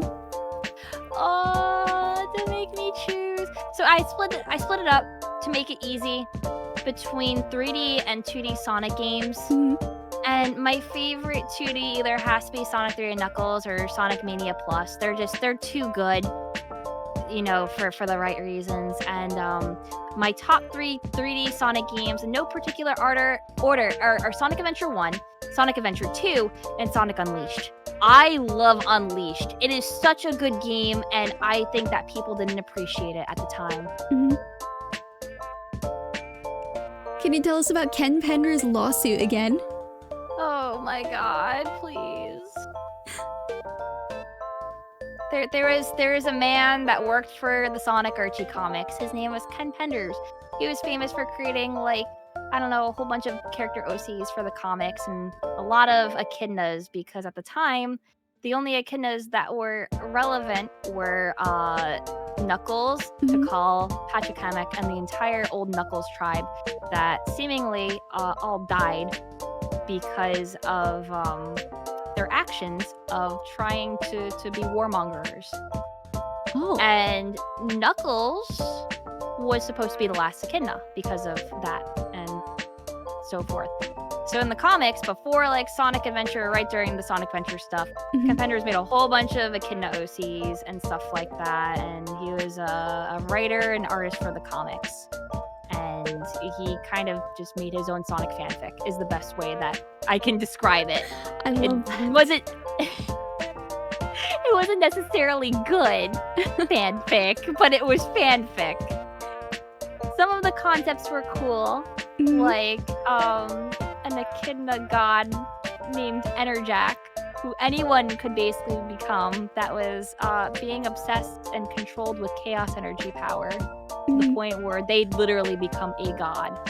And that was an interesting thing.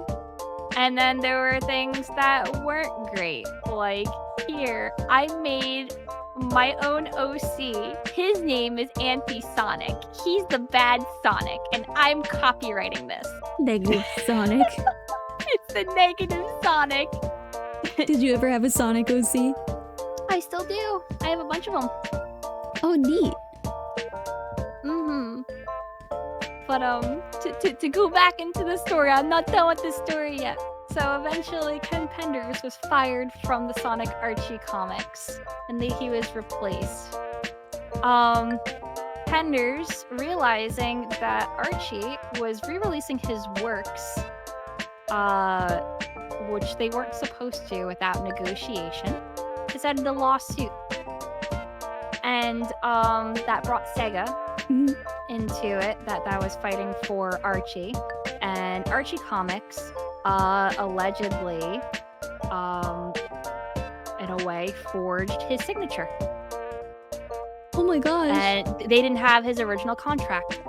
So all he had to say is, this isn't the original contract. How can you prove that this is my signature? And he won.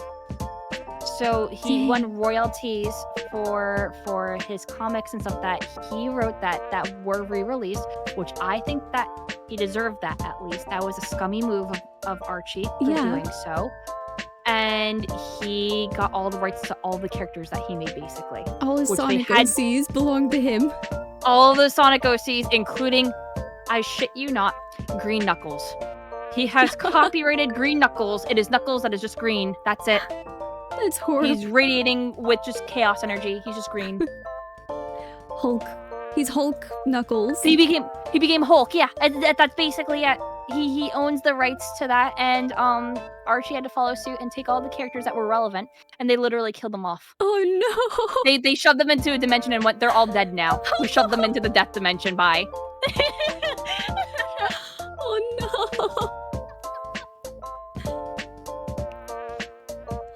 Mr. Safa wants to know, what's something you could easily talk about for hours? Besides Sonic the Hedgehog? That's a good question.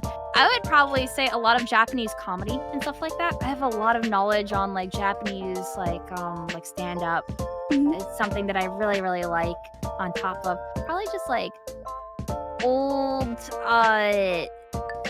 games in general. Like I love Neopets. I can talk your ear off about Neopets, or just like weird old things that have happened on the internet.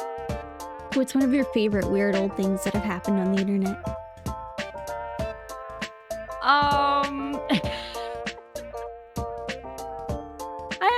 I have to think about that one now. Besides, obviously anything that has to do with Neopets. I would probably say anything like Temple OS, where a guy tried to make like a cult, but also his own operating system. Oh my gosh. And the story on that, yeah, that was a thing. That's crazy. Oh, it's super crazy. I know that Down the Rabbit Hole, Fred Hudson, who's also a VTuber now, he covered that. He has a video all on that. I'm gonna have to watch that. I love weird internet stuff. Have you ever played the beta/alpha version of any game Rainbow Turmoil would like to know? Yes. I was invited specifically for the Japanese, I think it's technically the beta of Phantasy Star Online 2 New Genesis. Ooh. From Sega themselves, and was hosted on that. And while I can't talk about all the logistics with it, because that is still under NDA, I can say that they did bring me on for trying to shape the game, and I feel like it went into one ear and out the other in the nicest way possible. Oh my gosh. I know what you're talking about too with that stuff, because one of the ways in my pastime that I like to make money for streaming stuff is through focus groups, where they bring you in and they're like, hey, we're thinking about making this product. What do you think about it? I'm like, oh, this is awful. Please stop. And then they do it anyway. Yeah. It's like, why did you want my opinion then if you were just gonna release it and go ahead anyway? Yes. And a lot of it is just like revamps of stuff that already exists. One of them I still remember. I don't know if the NDA still stands or even if I signed anything, but it was basically just like a laptop with a slide out screen. I was like, this is awful. How are you gonna balance this? It's just gonna fall over all the time. Yeah, that's peculiar.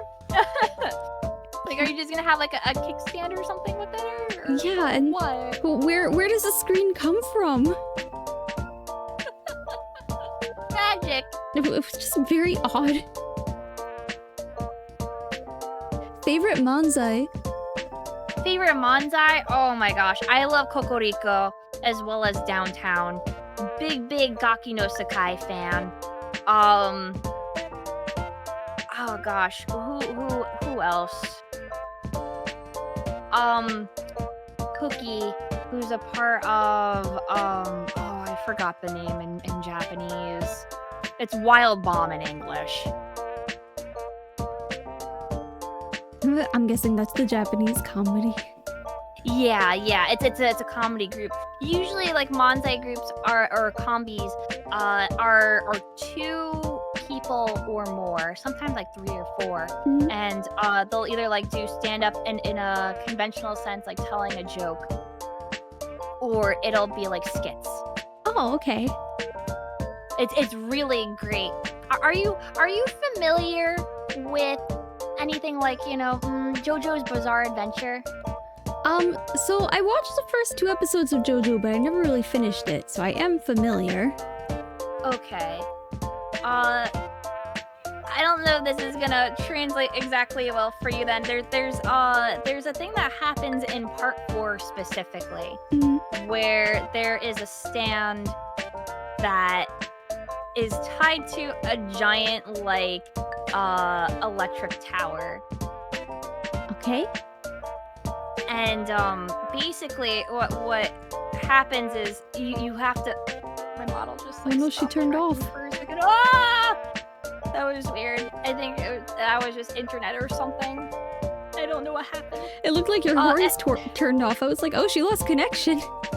Yeah, that was like a model thing. I think it just people were saying that it's because of Vbridger and having a lot of toggles, or at least a decent amount of toggles, or having a really like up there one that just happens after a while. So I apologize for that. Okay. There is a thing that happens. I have to do this.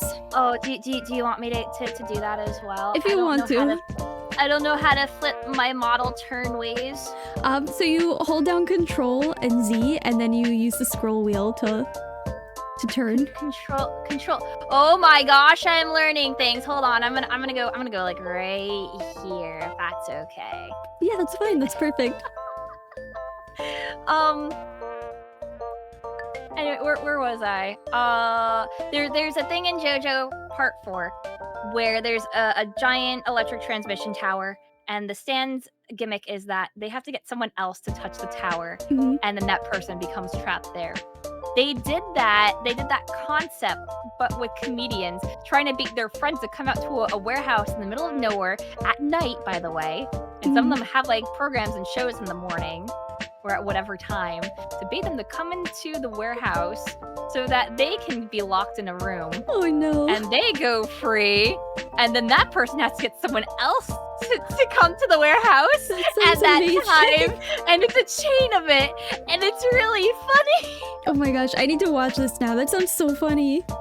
Oh my gosh, I could probably get you a link, yeah.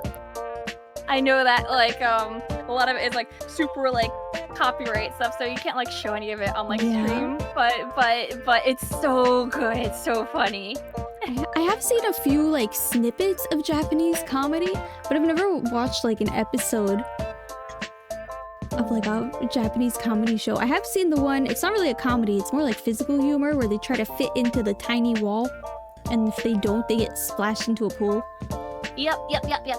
That comes from a variety show, I believe. the giant fake lamp fish thing, though?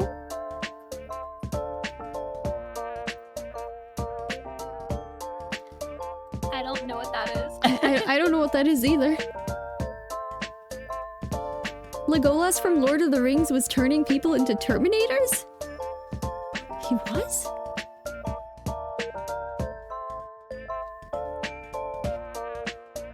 Where the lights go out and they find a single source of light. They get Are you calling my horns like an anglerfish because it went out? I'm confused. I'm confused too. They get taken to a warehouse with a giant inflatable anglerfish and then it swallows them? Oh, maybe they're talking about JoJo? Oh, no, I don't think so. That it's not an anglerfish thing. It was specifically there's a warehouse and there's a cage. No, I guess in that sense it would be like an anglerfish bait, because how it worked is once they opened up the door and they went through, there's a door on the cage's side that the person that was trapped in the cage can go through, and they just walk out and they would just go, sorry, and then they would leave. There is a different episode with the anglerfish. Yeah, it's not the anglerfish one. This is the transmission tower, JoJo transmission tower.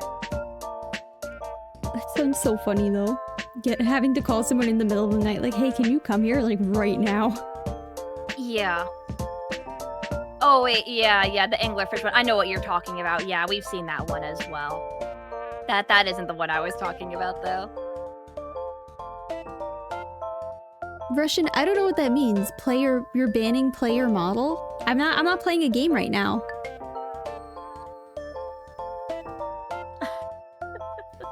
In transmission tower would turn them into Terminator-looking robots if they tried to leave the tower.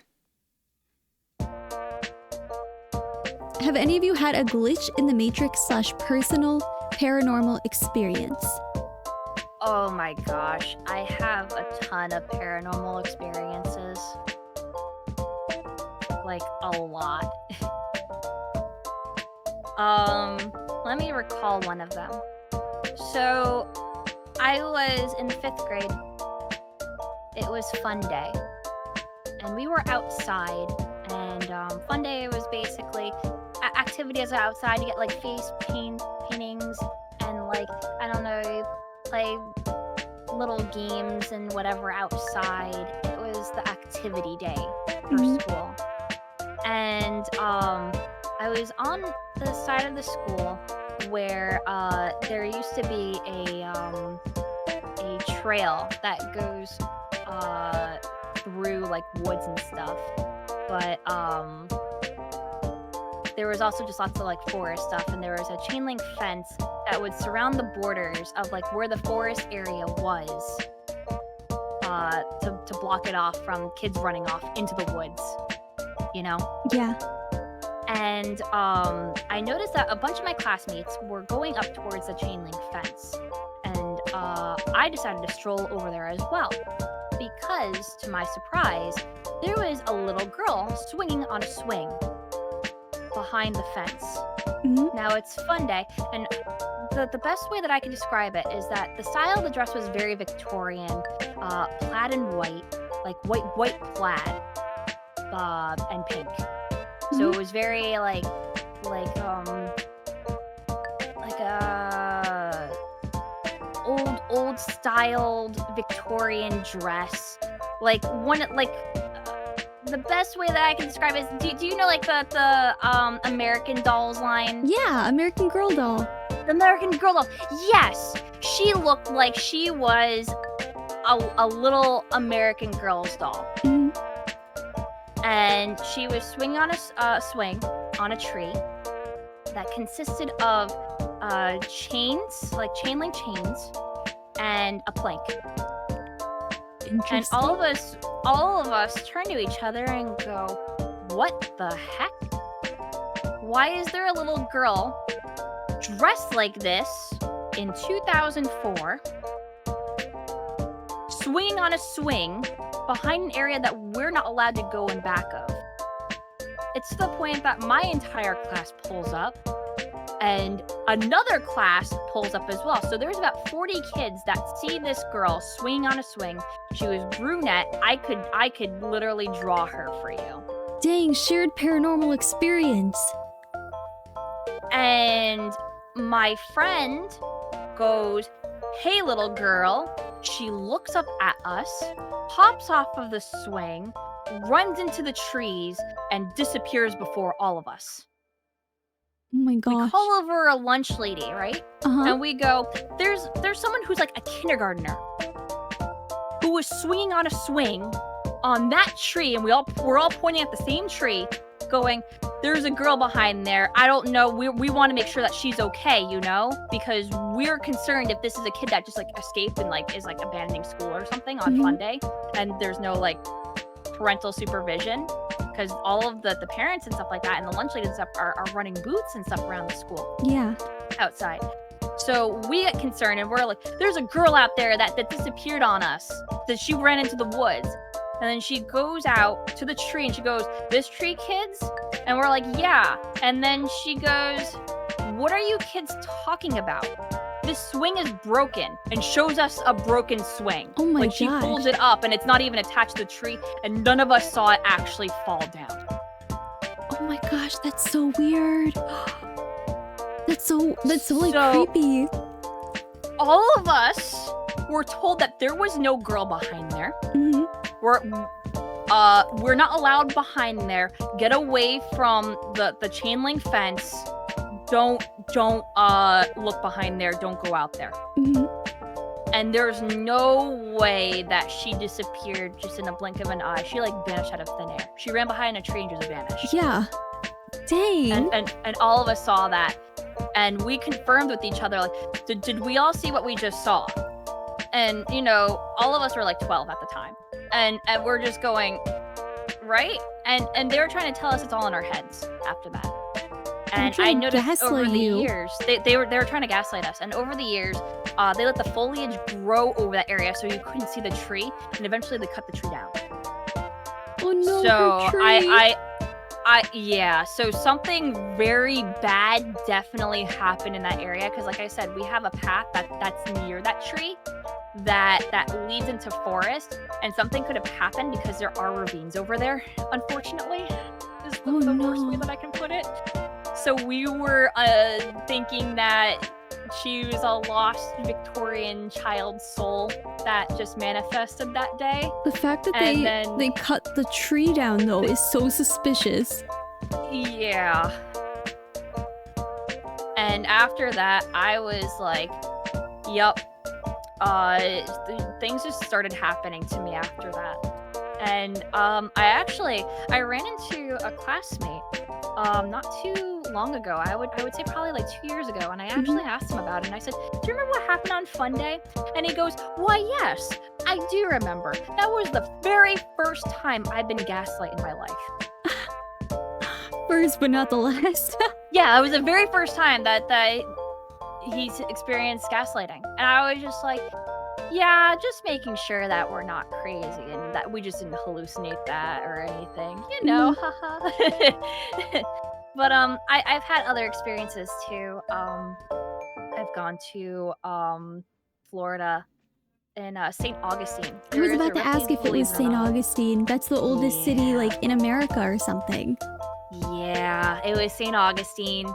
I was in a Ripley's, believe it or not, that had a ghost tour as a part of it, right? Mm-hmm. And you can always kind of tell. It was the middle of summer, by the way. So very hot out, even at night. It was warm. And some of the rooms were deathly cold, no air conditioning on, like freezing cold for no reason. And I remember going downstairs at that museum, and the kid in front of me got launched down the stairs. Oh my gosh. He did not He got trip. I was pushed. looking at his feet the entire time because I had to look down to make sure that I'm stepping correctly because, you know, disability. Mhm. And I was looking down, making sure, like, oh, am I secure? That kid got launched, and his parents were like, oh no, my kid's just a klutz. He fell down the stairs. And I was like, sir, I was watching his feet. He got launched because he was still gripping onto The banister? the banister, like the railing to go down the stairs. Mm-hmm. And no, he like tumbled down, I want to say something like 10 feet. Oh my gosh. Like, it was bad. It's like, holy. Yeah, that spirit didn't like him very much. I don't know why, but he got launched. And I was just like, God, I'm thankful that wasn't me. Thank you for blessing me, but why did you show me this? I would have hightailed it out, been like, nope, I'm done. I was trying to console the kid. I'm like, are you okay? Are you okay? I was like trying to get him up as well. Mm-hmm. He was just like, he knew he got pushed, and it was like, it wasn't me. I wasn't pushing you. I got pushed by a ghost. Exactly. I'm like, you got launched by a ghost because I was right behind you and trying to, like, seeing that you got pushed and trying to actually, like, save you, but obviously don't have the reaction speed for that. Oh no. That poor child. Yeah. There's been other things that have happened. There was a man that passed away in houses nearby, and I didn't know his name. I didn't know anything. I remember waking up the one day and seeing a man in a white and red baseball cap, ginger hair, baseball jersey. Only the upper half of his torso. You know how, like, opacity is? Yeah. You can see right there. Yeah, it's like he didn't have legs. I just saw his torso. Just his torso. And it was like, he was opaque. Yeah, torso up. Dang. And he was in front of my air conditioner the one night. Oh no. And I just went, okay. You having a good time staring at my anime figurines? Because that's what he was looking at. Your gate was open. They're attracted to you now.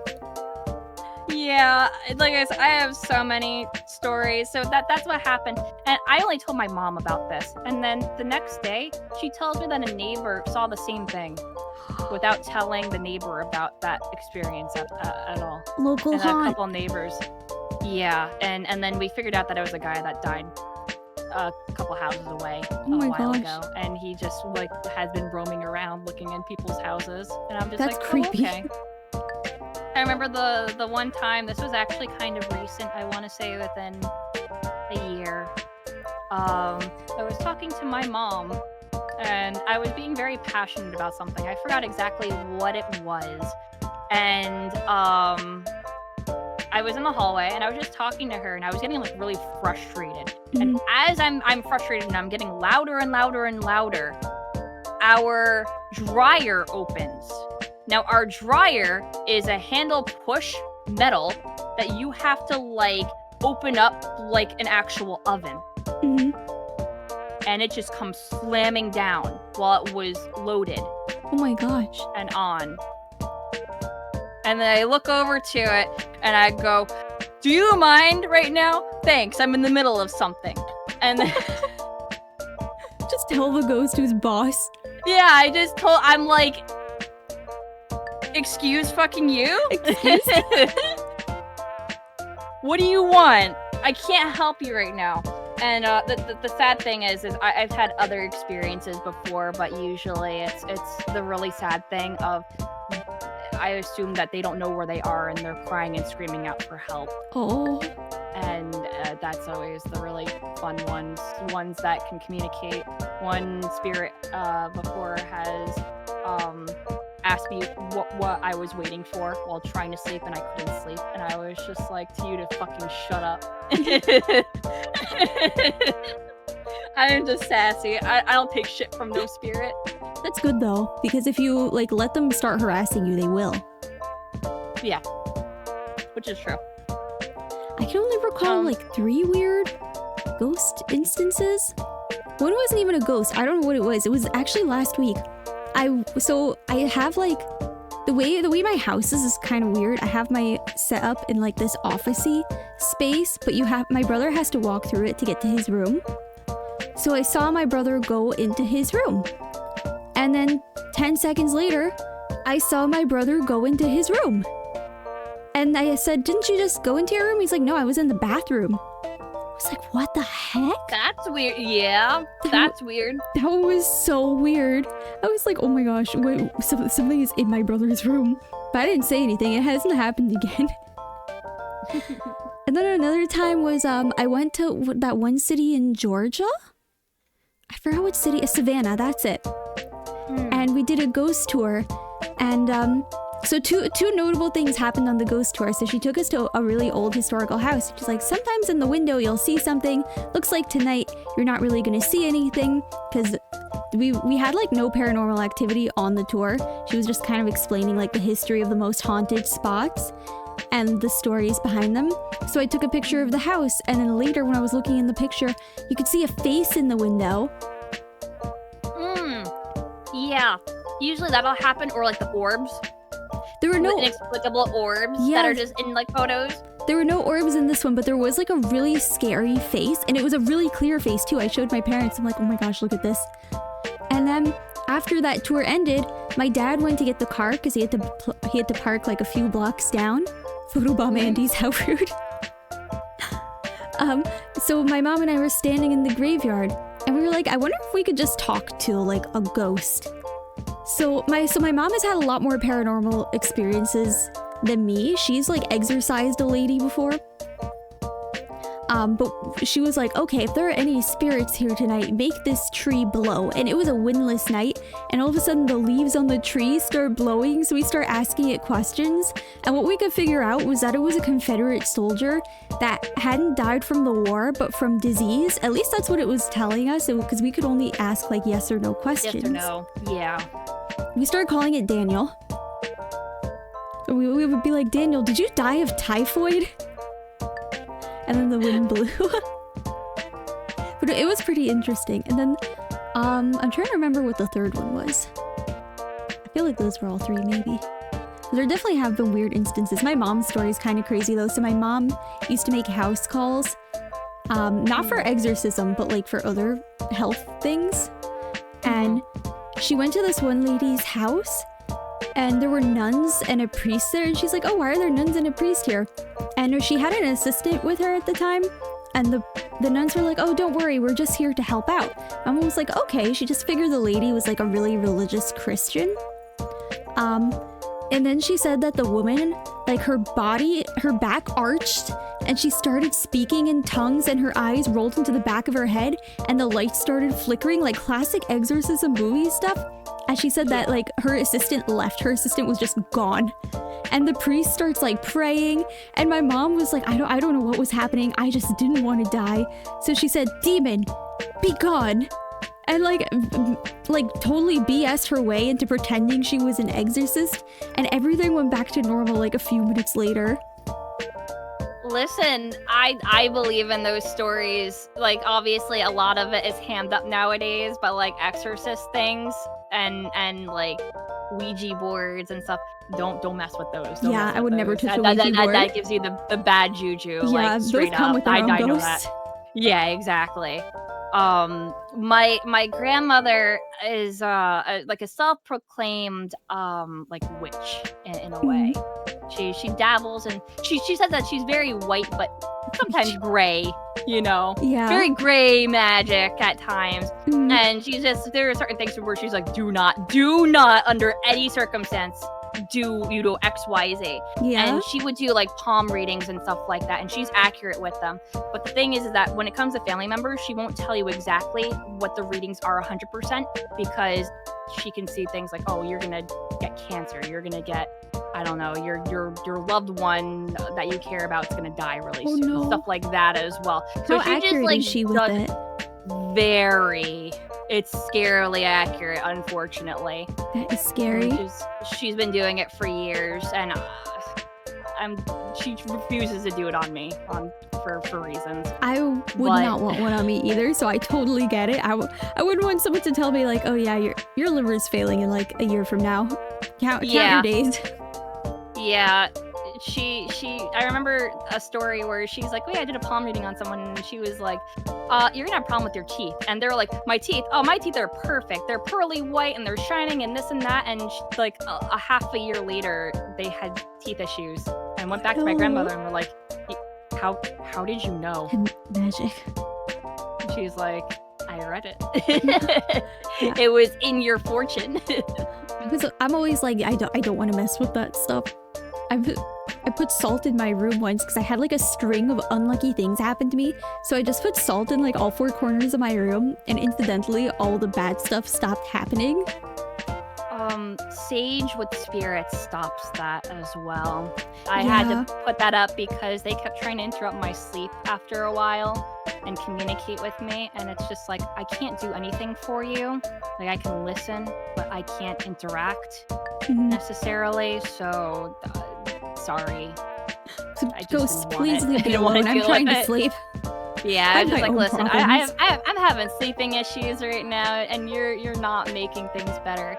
And it's not sleep paralysis, but it feels like it. It's a very similar feeling.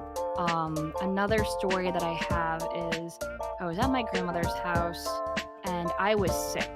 Like, I was sleeping all day long. And I remember my mom waking me up to try to eat a little bit, and I did successfully. Then I was like, I need more sleep. I need to sleep this off, right? And my mom was like, I understand. Like, you get what you need. And I go to try to close my eyes again. And the best way I can describe this is, as I was closing my eyes, I heard like a banshee wail. Screaming, like loud screaming, like with your whole gut of just screaming, and something weighing me down, like pushing me down. Oh my gosh. I could not move for about 15 seconds. That's exactly what sleep paralysis feels like, yeah. And when that was over, instantly I had energy again. I wasn't feeling sick. You were exercised. I woke up, like, whatever it was, some sort of force just went, no, I'm making you feel better. Like, it was the weirdest thing that has happened to me. I can't explain it. I went from feeling like absolute, like terribly shit, to going and actually waking up, because I was awake while it happened, because it wasn't sleep paralysis. I didn't fall asleep. And I went out to my mom and I was like, never mind, I guess something just happened to me, and I explained, and my mom and grandmother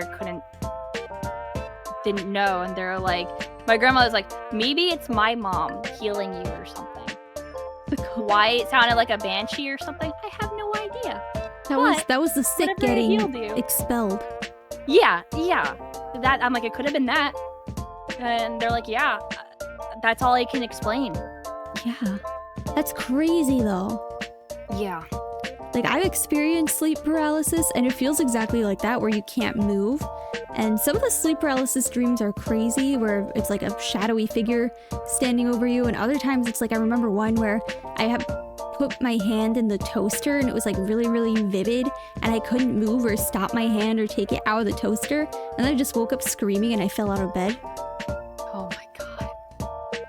Yeah, I haven't had things like that. I've had it feels like something is going through me. Like a hand or something, like something is passing through me.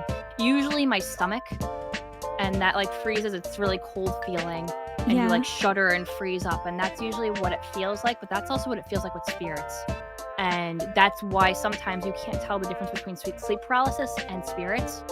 But it's a very similar sort of feeling.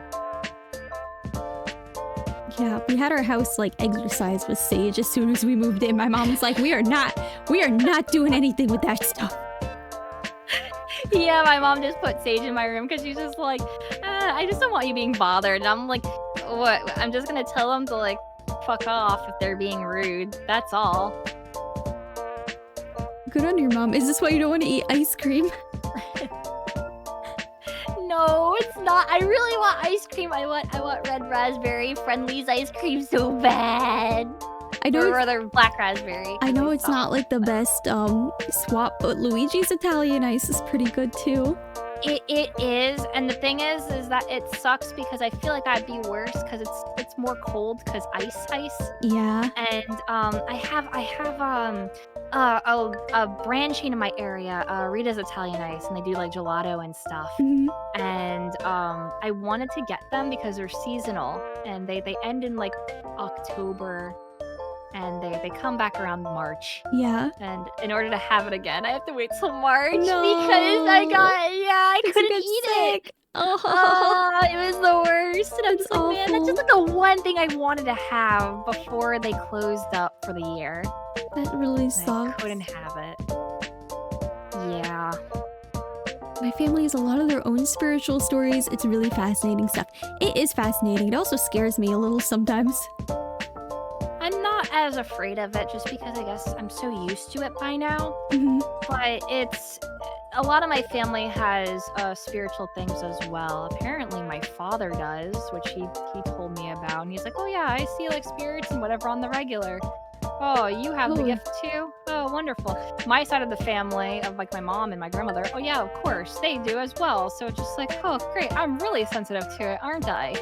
You got it So- from both sides of the family. Yeah, exactly. My mom has a story where she used to be babysitting like kids and stuff like that. Mm-hmm. And she says that she went to one of those like old houses, like it had to be built in like either the 1800s or the early 1900s, where she would be sitting down and she would see a man in a top hat and like a long like black coat just go up and down the stairs and mess with the radio. And it was obviously a spirit because no one else was supposed to be home. Mm-hmm. And they would just disappear and just do whatever. But they would That's like mess crazy. with the radio specifically. And reminder, radios back then were turn knobs. Yeah. You physically had to turn it, not just You push had to a turn button. the knobs to get the channel. And it would turn the knobs to something else. Maybe it was trying to use it like a talk box. I don't know. I'd have to talk to her more about it. I know that she's gone in detail before, but I'm just like, she's like, I got the hell out of there.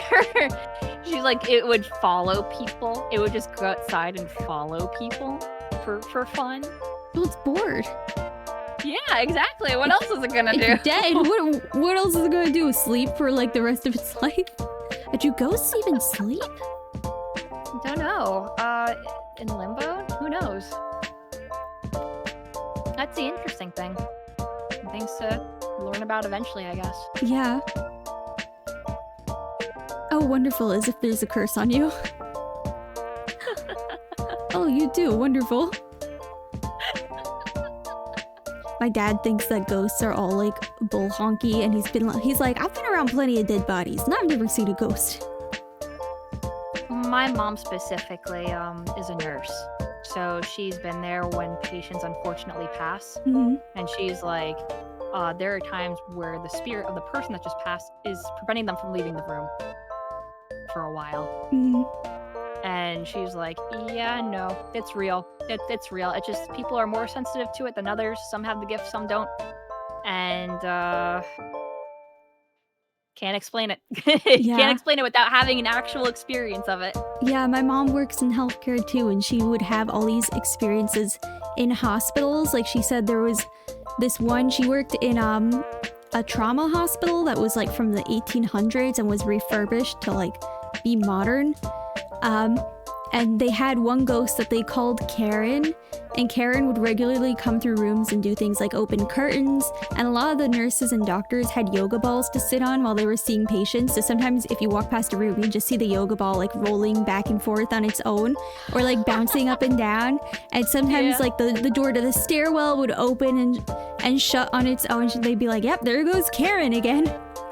Yeah, with my grandmother's house in specific, I completely understand that because we would always do laundry at her house because it was just cheaper, even if we didn't live with her. And I did live with her for a while.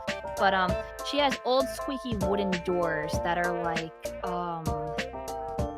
they're not stereotypical like doorknob ones, but they're the ones that fold in and out. So you would have to like close it by just putting them together with the lock. Interesting. And we would be in the basement doing laundry, and I would be helping my mom carry our bags of laundry downstairs. And we would open the door, which would squeak, and then put the bags down, and then we would turn around, and then the door is closed. And then she would go, "Hey, Risa, did you close the door?" And I said, "I was carrying a bag. How would I close the door?" And then she's like, "Oh, okay." And then the door would just open and close silently. Really weird stuff. That is weird. She won't leave till she speaks with the manager doctor. My uncle has a spirit box. He doesn't use it anymore. Says he's afraid of it. I'm probably afraid of it too, because with that stuff, like spirit boxes and Ouija boards, you never know what you're really talking to. Yeah. I've heard that a lot, especially with spirit boards. They'll pretend you're speaking to like a demon, and then it'll pretend to be like a 5-year-old girl. Yeah, you don't know what you're communicating with. Also, you have to realize that if it is a human soul as well, if humans have the capability of sarcasm and deceit and lie, who says it's not just a malicious soul just lying to you and just saying, "Yeah, I'm 5 years old. Yeah, for real," just as a giggle bait. The ghost omegle. Yeah.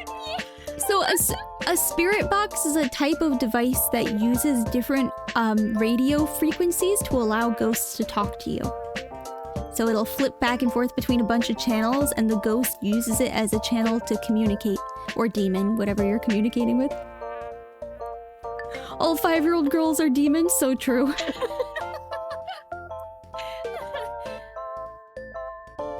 No offense taken, of course. Yeah. Yeah.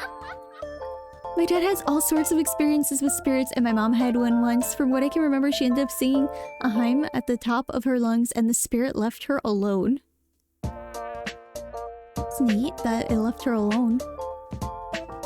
I wonder if they're really affected by that stuff. Like crosses and whatnot. I don't know. Or maybe it just leads them off into the wrong direction, or just goes, I don't know. Because maybe that helps them go towards the light, and they go, no, and then just like, no, I've been absorbed. I want to be in limbo more. No, I don't want to go anywhere else. I like this. Judgment yet. But I can imagine, like, because we always say a ghost is like a discontent person who has unfinished business left on Earth. But like the little girl, you know, that little girl you saw, what unfinished business could she have had? I don't know, but let's say that unfortunately, if she was murdered or something. Oh, that's true. What if her unfinished business is finding out what happened? But does she have the cognitive power to do so? Because I don't know if she's just still mentally a 6-year-old. That's true. I wonder if ghosts like mentally age. There's so many questions about ghosts, and we don't have enough research to know. Where are the Ghostbusters? I don't know. Sign me up, Chief. I'm not afraid, no ghosts. You can legitimately be one, though. This looks like some Diablo-like health and mana design. One devil on the left and an angel on the right. Do you guys have any more questions for Imakuni? You guys can ask anything, like, what's your favorite cereal when you can eat cereal? I like Golden Crisp a lot. It's just nice, and it tastes of like honey and just like crispy stuff. It's my favorite, always has been. I love Golden Crisp. Yeah. Do you eat cereal with or without milk? I typically do without milk because I'm a freak, but sometimes with milk because it really depends on the cereal. Like I can eat like Frosted Flakes without milk and that'll be fine because it's nice and crunchy. But like if it's Golden Crisp, I want it with a little bit of milk if I can tolerate it that day. Have you shown Tenshi Titan Tales? I don't know what Titan Tales is. Oh my god, do we have to go into Titan Tales and the Sonic comic crap every single person I collab with? They did a comic for Sonic Archie where it was a parody of one of the earlier issues, and they did a multiverse thing where every single version of Tails Miles per hour collapsed in on itself and created an abomination that is Titan Tails. Oh no. And well, I'm sorry in advance. It looks like this. This is what he turns into. He's just a muscular, buff version of Tails. Buff Tails. And I hate it. Hang on, I'm gonna save it to bring it up. Tails.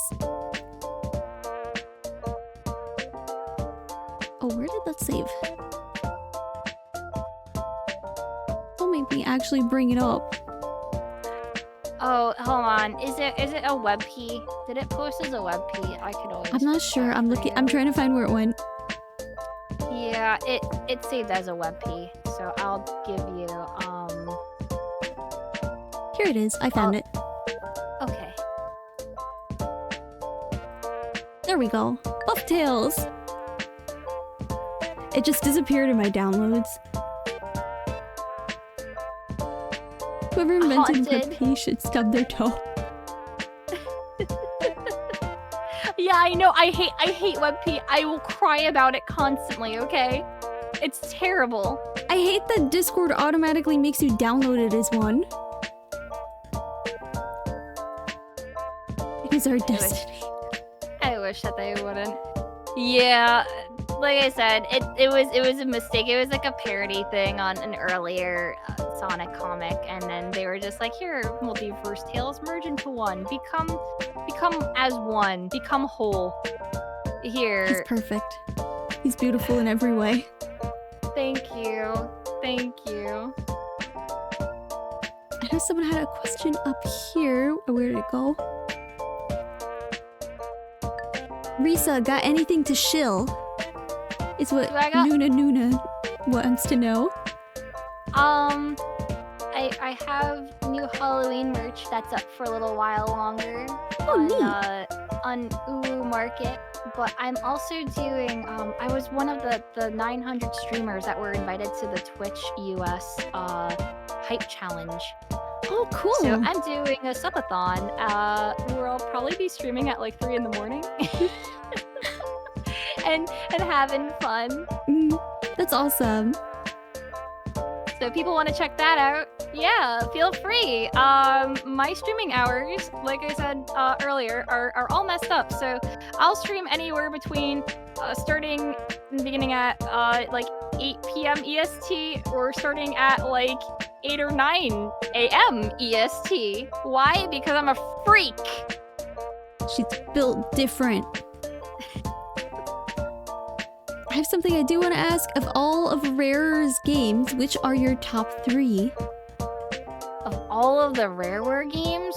Ooh, Conker's Bad Fur Day is definitely the king for me.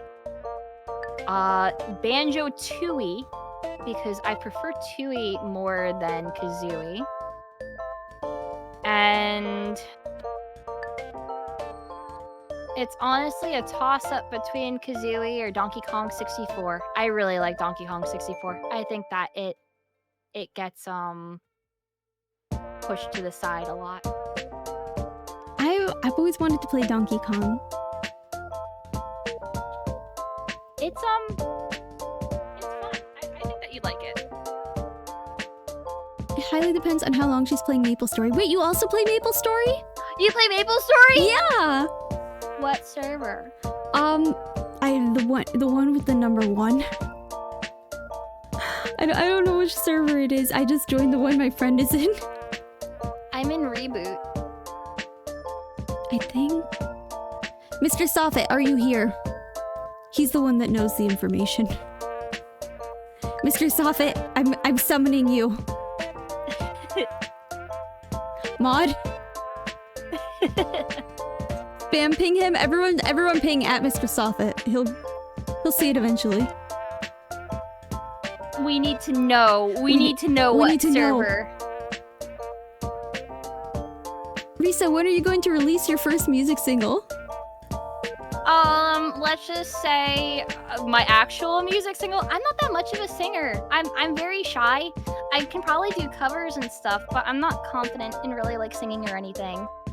But a cover might happen if it is spun on my Wheel of Tasks for my subathon. Ooh. Mr. Soffit, what MapleStory server are we playing in? This is vital information. I need to know. I am also a MapleStory player. Revival Story. Please say, oh, you guys are playing on private servers. Also Maple Royals. I play on official. I play on reboot. I don't know. He just sent me a file one day. He's like, Tenshi, download this. We're gonna play right now. I've been playing it since. That makes sense. He gets me into a lot of trouble.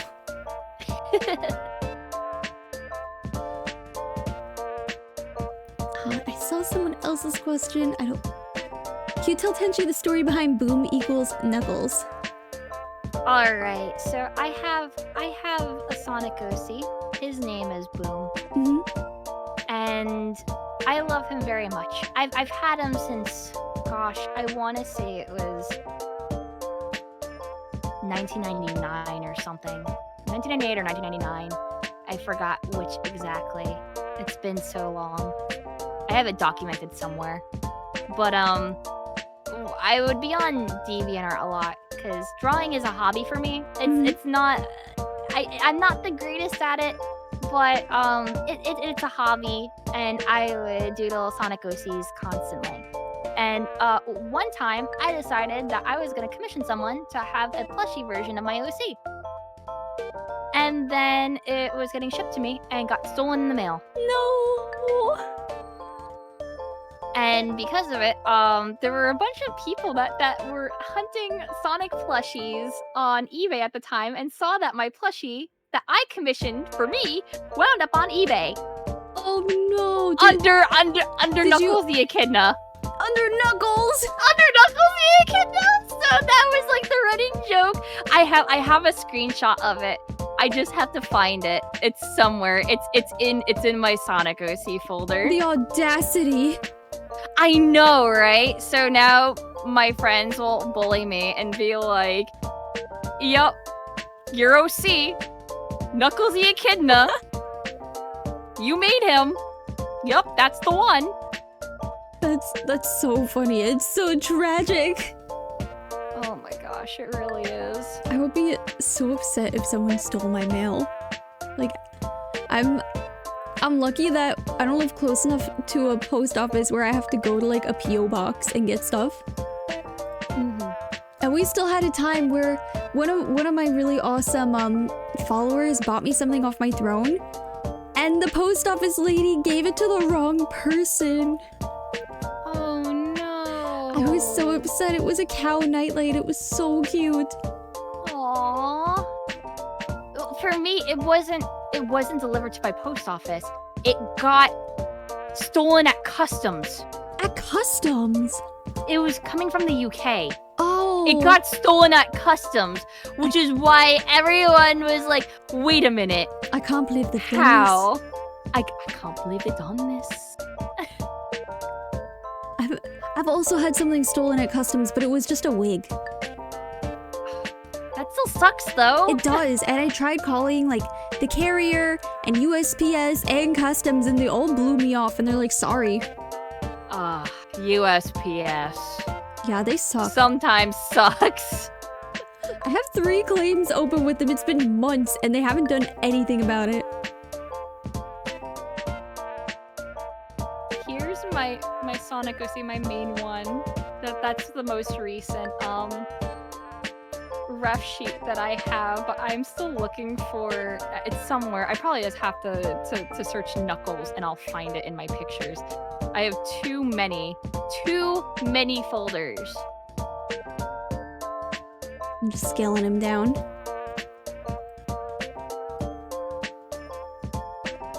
There we go. Oh my Boom. god. Yep, I found it. USPS funny. They say your package is arriving and then it'll come 2 years later. So true. And then someone on DeviantArt contacted the seller that was selling it. Said, "Hey, this is a stolen package. I know the person who commissioned this. This is their Sonic OC, whose name is Boom."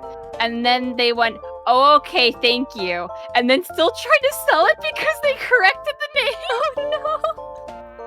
And I said, "Listen, if you don't ship this to me immediately, I'm gonna get an investigation on your account and you're never gonna sell a thing on eBay ever again." And they had 100% sale rate. And they went, no. Wait. And then they made me pay for shipping. They're such a bastard. And yeah. As if it's not bad enough that they stole. You should have reported them anyway. Oh, we did. Good. I don't know if they actually got taken down, but we reported them. What? I was like, "How did you get this?" And they were like, "Oh, it was in a thrift shop in Georgia." And I went, "This was a package. How did it wind up in Georgia? It's supposed to be going to New Jersey." Crazy. I hate customs. It's like Me too. everything gets stuck there. They're just awful.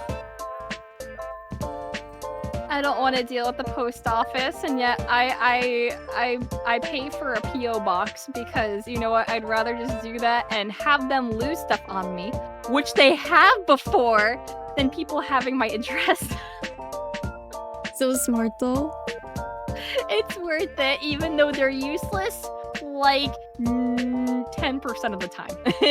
They're so useless. And then when you want to ship a package, they're like, "We're gonna tell you the most expensive rate possible."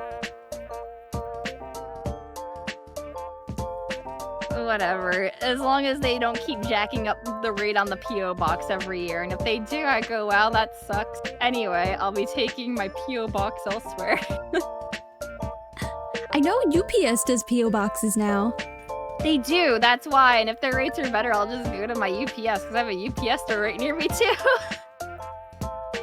I get why you get stuck in customs, but oh my god, I wish it was more streamlined. Yeah, I've had stuff stuck in customs for like a month or two before. It's crazy. Yeah.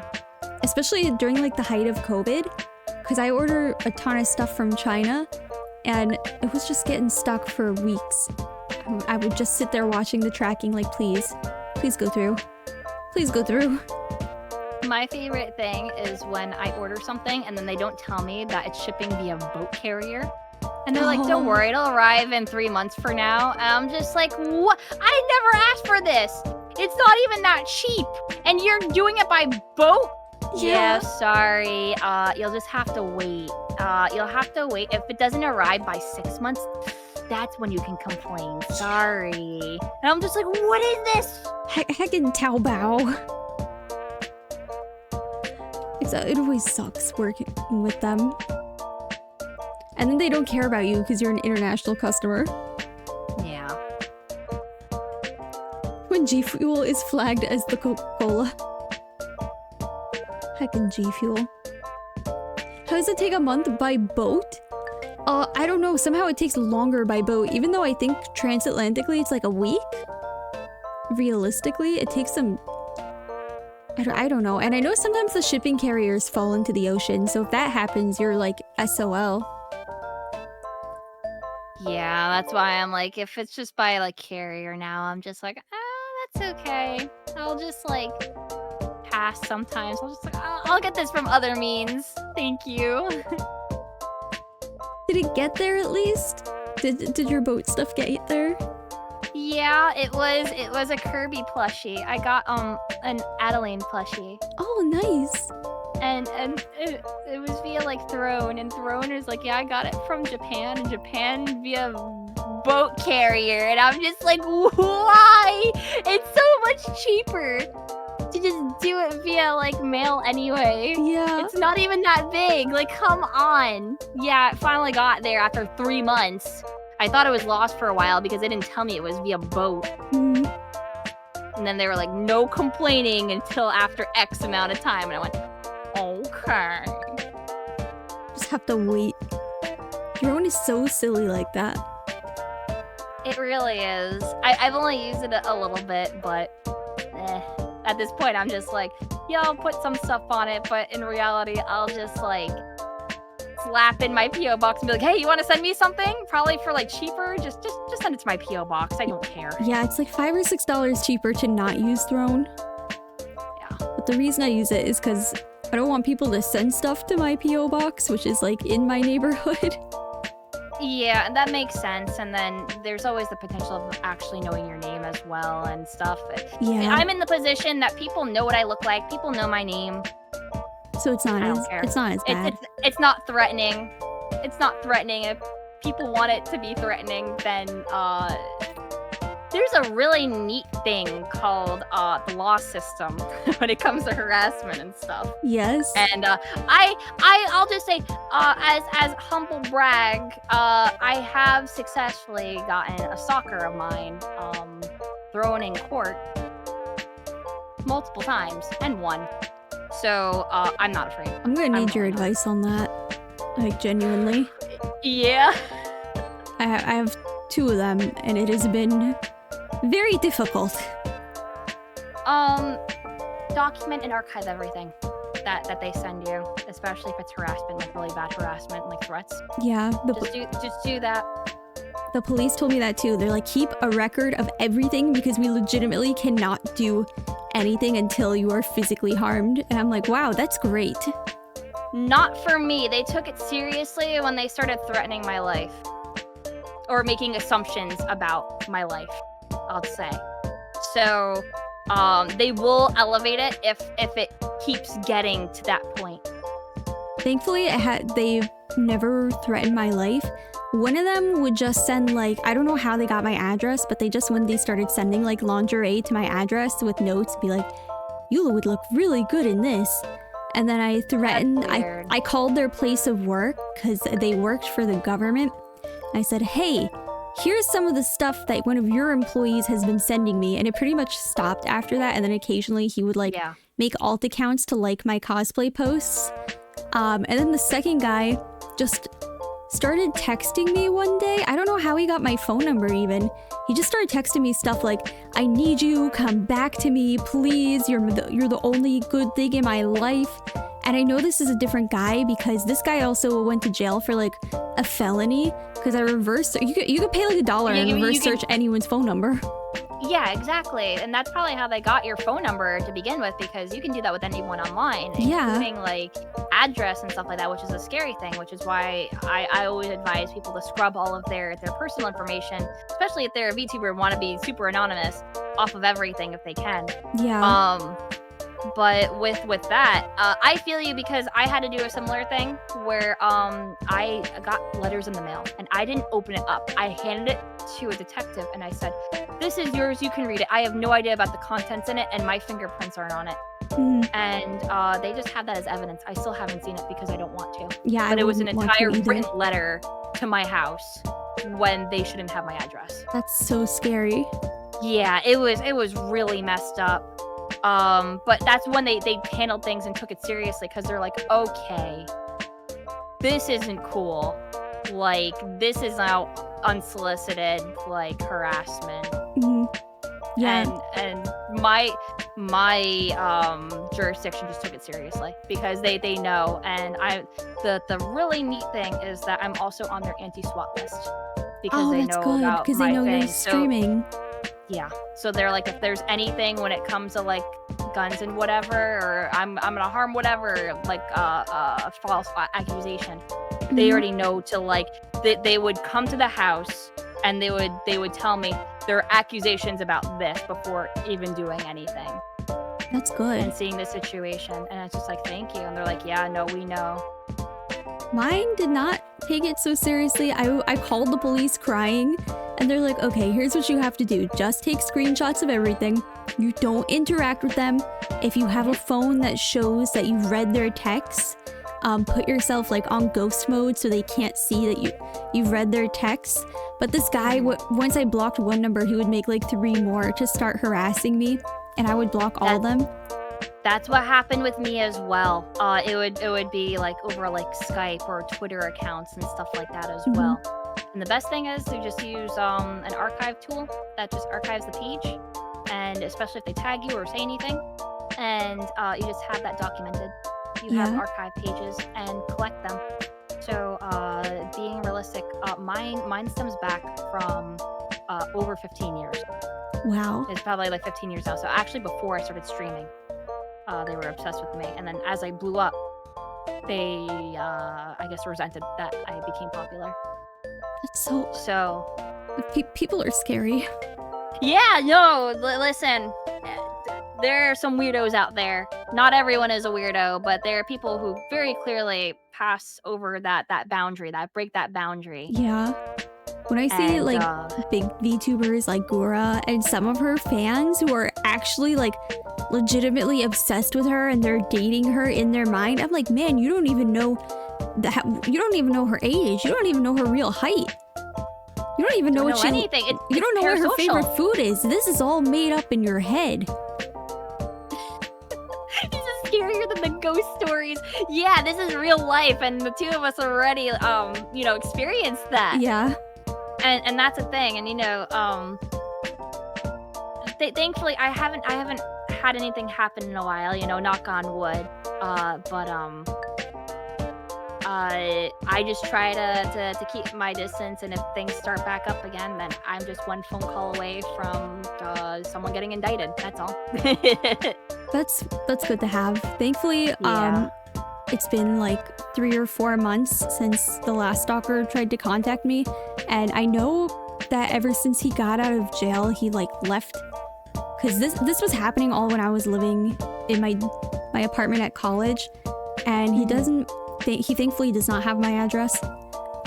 But I know he like moved states to live with his parents, and I found all this information out because this guy apparently went to like the neighboring college, and people that I knew him, so that's where I got all my information about him from. But I have no idea how he found out about me. It was all very confusing, and I was completely ready to like get a restraining order if I needed to, if this guy like showed up at my apartment. But thankfully, after he got out of jail, he just left the state.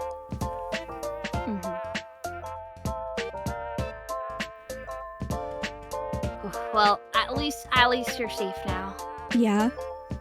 That's the thing that matters. Yeah, that is the thing that matters. That's another reason I love VTubing, is just the anonymity of it. Yeah. Like, I don't mind if people are curious and want to look me up and see what I look like and whatever, but like, I don't have that many photos on me that are actually recent, online. So that's another factor, I suppose. Yeah. Sometimes I post cosplay photos on like Twitter, but it's always with my face blocked out and like nothing in the background. Yeah. Like, I'll do cosplay as well from time to time, and I know that my face is out there, so I'm just like, I can't just like blur it out. Yeah. It's a little different. Yeah. There's a clear line that should never be crossed. Yeah, for sure. People are just like weird. And that's why I'm always, whenever I talk to new people, I'm always very careful about what IRL details I will share because of that. Exactly. Guys, do you have any more questions for Imakuni before we wrap up? Any more questions, guys? Any more questions? You guys can ask her anything that she's comfortable answering. Pretty much almost anything. I've been watching Imakuni and the rest of Vinesauce since like middle school to very early high school, and I don't think I've ever seen a pic of Risa that isn't a nuggy emote. Yeah. A nuggy emote? I have a chicken nugget emote that I used to share with a now not streaming ex-member of Vinesauce. That when you put our emotes together, it was us holding up a giant chicken nugget. Aw, that's so cute. Kuni, what game first will you play in the subathon? I was debating about it. I don't know if I want to do more of Gregory Horror Show. I just made you some Mario Wonder and then Gregory because I don't want to have to think tonight very hard. And then go back and forth between Gregory Horror Show and Mario. Or then once I get those two out of the way, if I hit any of the goals for like Gex or Dark Souls, then I'm gonna play that. Neat. Have you played Dark Souls before or no? I've only played Dark Souls 1. Everything else will be a blind run. Haven't played it. That's always fun when you get to explore a new game. And then chat can backseat and be, Streamer, you're not building correctly. You're not doing the Scrimbo Blimbo Strength Dex build. Streamer, press Alt F4. Streamer. If I mind, she's Imakuni from the Pokemon cards, which is definitely funnier. I'm not Tomoaki Imakuni. I love that man, though. Hopefully I can live up to his legacy. You share a name. It was him that I got my name from. Oh, really? That's how I was a huge fan of Tomoaki Imakuni. And one of the first streams besides the Eva Zephon thing earlier that I saw was just a Pokemon stream. And I was just like, oh, I'm gonna join as Imakuni because I couldn't get the name that I wanted initially. For a service called Chitango back in the day. And I was just like, who's cuter, Pikachu or me? Hee hee, get the reference? It's funny? Alright, and I'm just gonna like lurk. And that's what happened. So I accidentally got the monkier of Imakuni when it should have been like Acro or something else entirely. And it just kind of stuck, and because of it, I was like, it's too late to change. Everyone already knows me as Imakuni. It'll just confuse people, so I just took it. Well, that worked out perfectly then. Yeah, and then, you know, Imakuni, I'm a Kuni. Yeah. Streamer's not built correctly. She's built different incorrectly. Can't believe I bought Mithy on Chitango. You could buy usernames? You could buy usernames. So if people were around, they could transfer it to you for a price. That was a thing, and I didn't want to pay for Acro because if the person stopped using Chitango, you could buy it. And that was the caveat for it. And I think the person that had Acro was active somewhat once in a while, and I couldn't snipe the name from them, so I got mad and went, okay, fine. I'm gonna keep Imakuni. Whatever. But I like Imakuni, honestly. I feel like it's a good name. Oh, thank you. I'm just lucky that I have the prefix IMA. So I got Ima and then blank. So it could be like I'm a genius, and then it's a pun. It's a pun, and it plays off of things really well. It does. Something dignified about it, yeah. A strong name for God's strongest cheater. No, I'm not a cheater. She just has streamer luck, guys. No cheats, just streamer luck. It's just luck, I swear. You don't get it? Don't worry about it. I'm a queen. That works too. That's a potential new emo name eventually, maybe. That would be a cute one, because you have the crown on your tail too. I do. I could have like a little like crown on my head or something instead eventually as well. Maybe have like a little toggle or something. What is luck if not a crooked dice you prepared beforehand? It's not my die though. The die has already been cast. Oh, your name is Imakuni. Oh. Navi, did you not realize that? I'm a freak. Yes. Oh, is that a burning elbow emote? That's boom with the burning. It's the burning elbow really scrunklified because I wanted it. I love that. I love my hype emote as well. That's like the actual like good one with my OC. A little slow, don't worry about it. It's okay, Navi. We're all suffering from brain damage. It's okay. Oh, that one's also so cute. Boom is adorable. Oh, thank you. I have a whole bunch of Sonic OCs, and I wanted to do like an actual like redesign and stuff and make them a little bit more Sega Sonic eventually. But these things, they take time. I'm a slow drawer, very, very slow drawer. It's okay, I'm also a slow drawer. When I find the time to draw, I'm like, finally, and then I draw one thing and I'm like, okay, time to watch anime. I need to have like max stability on. I have like a Wacom so I can draw in my bed, and I'm just like, struggle to draw one perfect line. Yes, I have Procreate. Streamline is like all the way up. Like, please, my hand shakes so bad. Yeah. Boom's a goober. He's my goober. God, I wish I could draw. That's the amazing part about drawing. You can. Anyone can draw. It just might not... Practice. Yeah, you just need to practice.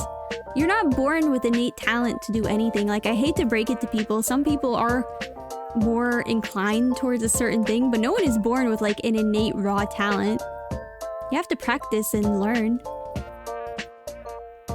A lot of it is just, like, anatomical studies and stuff like that, or just proportions. Like even like with my Sonic stuff, it's just like I just look at artists' art and see how they draw, and then I pick up on things and just learn by just like looking at others too, not necessarily tracing, but just like looking at what they do. Yeah, like that's how I learned to draw for my mascot. His name's Shishi. Hang on, let me bring him out. Shishi, where are you? I want to see this little guy. This is Shishi. I drew him. Aww. Shishi, like, because my name is Tenshi, and he's based off of a Shima Inaga, which is a type of bird. So he came, and he's got my colors. Chat helped name him. Oh, that's so adorable. I love the design and colors. Thank you. He likes war crimes. He's a wanted war criminal. He's trying to start a mafia. Oh, yes. Perhaps I will recruit him someday. You know, definitely don't have a mafia of my own. Shuffle Mafia definitely does not exist. Oh, you guys could collaborate. Drag is difficult because I got shaky hands from epilepsy meds. Makes my handwriting absolutely terrible. That's why you got the streamline tool. You turn it all the way up and then your lines come out nice. Yeah, it actually really does help a lot. It does. That's why I really liked acrylic painting, because it's very forgiving and you could just paint over things when it dries. And on Procreate, it's like when I erase something, the line actually goes away. It doesn't indent into the paper. That's why I like digital. I can't really do traditional that well, and if I do, I just smudge it and get like the lead pencil all over my hand. Oh my gosh, the little dragging your hand through the sketch so it gets all over your wrist. Yep. It's not good. Oh my gosh, I spent so many hours like just sitting there drawing and then watching it all get smudged. And I don't have to worry about that with the iPad, with the iPad or tablet. Left-handed problems. I'm not a lefty though. I just rest my hand on the paper. I'm right-handed and I'll get smudged with my right hand because I'm just a doofus that'll drag my hand through it. I have a Wacom Mobile Studio Pro, but you know what? I still use stabilization on Paint Tool Sai. Stabilization is king. Yeah, I use a Clip Studio Paint because I switched over to that because Sai wasn't doing it for me.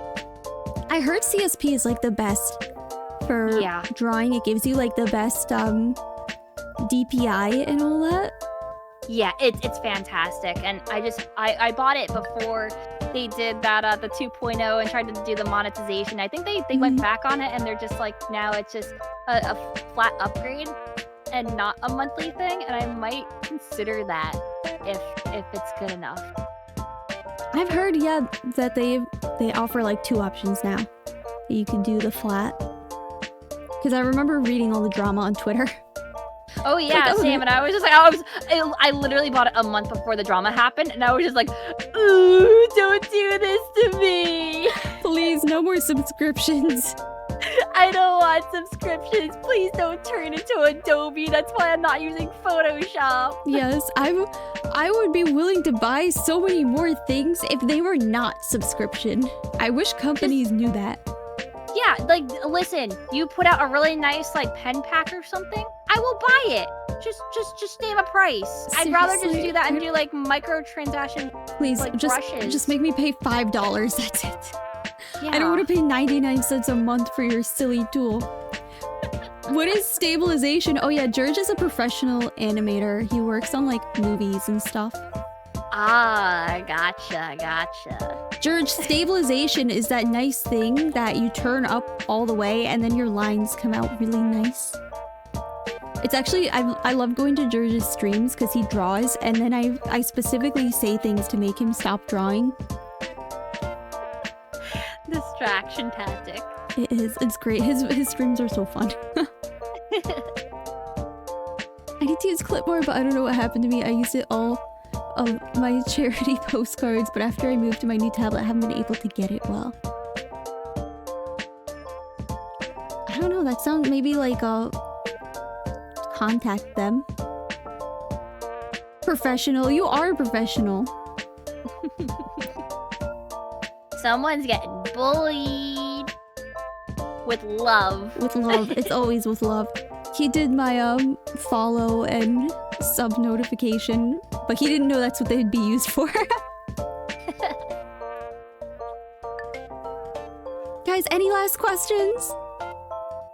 Any last questions for Imakuni? No bully? I'm always getting bullied over here. When I stream, it's bully hour. Do you use Spotify or still buy digital music? People are gonna point at me and call me boomer right now. I buy digital music and physical CDs because I still use my iPod Classic. Nice. What is a Spotify? That's a lie. I think I pay for Spotify right now as well, but maybe not for long. She buys cassettes. Not cassettes, just CDs. I don't really do vinyls either because I don't have a vinyl player. But I do like CDs so that I have physical versions of it. What's your favorite color? My favorite color? I really like dark red. Dark red is my favorite color. I really like purple. And I think my third would be teal. Ooh, good choices, good choices.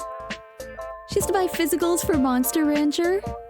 It's true. Monster Rancher had a physical thing where you would put in your disc and then take the game out and it would say, scan CDs. And then you put in the CDs and it would generate monsters from the CDs. That's so cool. It's a really fun game. I've always wanted to play, it's probably not the same at all, but Slime Rancher.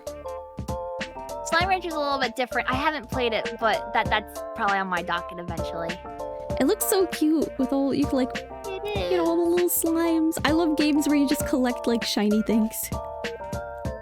I just like monster games in general, like Monster Razors or Collectathons. Have you played Monster Hunter? Of course I have, yeah.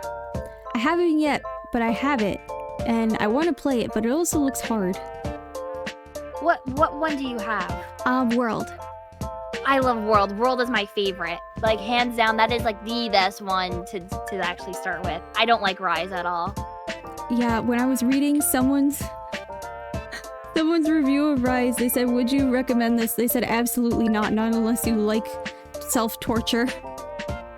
Yeah, because it's like, instead of the convenience of a lot of things, they simplified a lot of the armor set systems, which is fine, because World did that too. But it's like, okay, to get the maximum bonus for your HP and stamina, do you want to run around the map collecting bugs for 10 minutes before you fight something? I hate grinding in games. It's a grind if you want the grind every time you do the fight. Every single fight. I hate the system. I hate the system. Wire bugs are fine. I just don't want to deal with all the other bugs bonuses. Just let me eat meat. Let me eat food in peace. Let me get my buffs, and then let me smash. Let her eat her soup. I just want to eat my soup. The Jinkuri Maple Story and Monster Hunter stream confirmed. You do not need to collect the buffs. I never did. But you don't have to. All Manhunt games are a grind, but I think World is less grindy. Yes and no. If there's a set that you particularly want or something, obviously you're gonna have to grind for a rare drop at some point, but then everyone does, and people will help you. Which is your favorite hunting horn, or are you a scrub? Which is my favorite hunting horn? I don't know what my favorite hunting horn is because I typically play hammer, but I'm okay with playing hunting horn. I would say that any hunting horn that has play earplugs. That's all I need. Just give me earplugs and I can play that hunting horn. Is it loud, the hunting horn? The hunting horn is a weapon that does buffs at the same time, and it's party wide. So it's like you're playing Bard, but you can smash the monster at the same time. It's very graceful as a weapon. Sounds like it. Duna says good enough. Alright guys, I think we're gonna wrap it up here. Imakuni, thank you so much for being my guest today. This was so fun. Of course, thank you for having me. I'm so happy you said yes. I keep telling a lot of people because a lot of other VTubers have approached me and they're like, everyone is really afraid to contact you. And I'm like, why? Because you've been streaming for X amount of years. And I'm like, but you guys have your own like viewer count and whatever as well over the years, and you guys are decently big and sometimes, you know, bigger than me. And they're like, we're afraid to contact you because we don't know if you'll say yes. And I'm just like, well, just ask. I will do collabs with people. I love meeting new people. I want to talk. I want to play games. I'm really glad you said yes, though. This was so much fun. I'm always so surprised when I talk to people and we have like so many things in common. Aw, very much the same. Who knows? Maybe there could always be more collab things down the line. Yeah, that'd be so fun. Maybe a Maple Story collab. I'll download Reboot. Yeah, so you just have to download official servers for Maple Story. I'm also scared of rejection. For me, it's not rejection. I just think like a lot of VTubers will look at my follow count and be like, no, why are you contacting me? Well, there's that, and there's people that are just like, I don't want to do collabs, sorry. And I'm like, okay, that's understandable. Yeah. I totally understand that. But like, I put it out there that it's just like, yeah, I love doing collabs with people. I don't really care. Yeah, especially if it's a game that I know, and I'm mostly always willing to learn new games if people want to collab. Certainly a fun collab thematically. Oh, because we're angel and demon. Demon.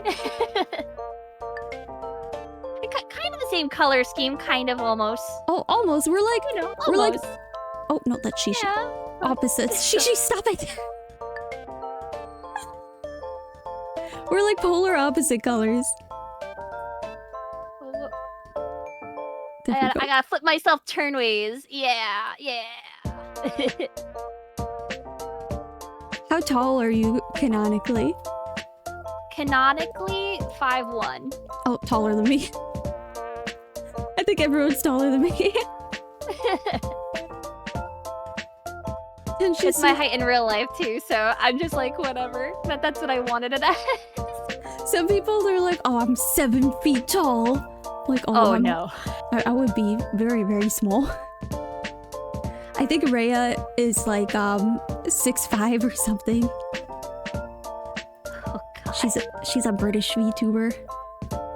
British. I don't know. Am I familiar with her? She used to be a Dota 2 streamer, and she also used to be like a Flesh tuber, but then in the last year she became a VTuber. You're gonna have to get me in contact with this streamer because I quite love Dota 2, like a lot. Like I'll play Dota Turbo. I hate to admit it, but I have played in games in very high bracket with at the time US Navi members. So she used to work for them too. She did like their social media stuff. Oh my god, really? Yeah, and then let me also show you. Do you know Grape-chan? Because Grape-chan, I'm aware of. Yeah. She's also huge into Dota. As soon as I had her on, she's like, Tenshi, do you play Dota? And then she told me that you actually have to play like 100 hours before you can really enjoy the game. Kind of, because you have to know all the mechanics, the denying system, buying items, how a lot of the characters work, because Dota doesn't have the same thing as League where all the characters are locked. It's open for everyone, so you can play anyone whenever you want. And that goes for the opponents as well. So it's a lot to take in. But if Grape likes that, because I know Mint and I have been getting chummy lately. So Mint, Olivia. Olivia's a sweetheart. Yeah, I've wanted to have her on too, because I've watched some of her streams. She's so high energy. I love her. She really is. Oh my gosh. I need to just do like more collabs with people. But Grape, I don't know that well yet. But I need to like stop by Grape and say hello to her and be like, I heard that you like Dota 2. You're my friend now. Grape is literally like the embodiment of a sparkle. She's got such a glittery personality. Oh my gosh, you guys will get along so well. I'm sure that we will. And I heard that there's a lot of the VTubers and that circle and stuff that really like, besides like Monster Hunter and stuff like that, but a lot of them like Phantasy Star Online, like the original. And I'm just like, oh, okay, you're my people. I've actually really been wanting to play Phantasy Star Online. I know it's free, and I have it like in my Steam playlist, or not playlist, wish list. That'd be Phantasy Star Online 2. Oh, that is Steam. 2. That's 2.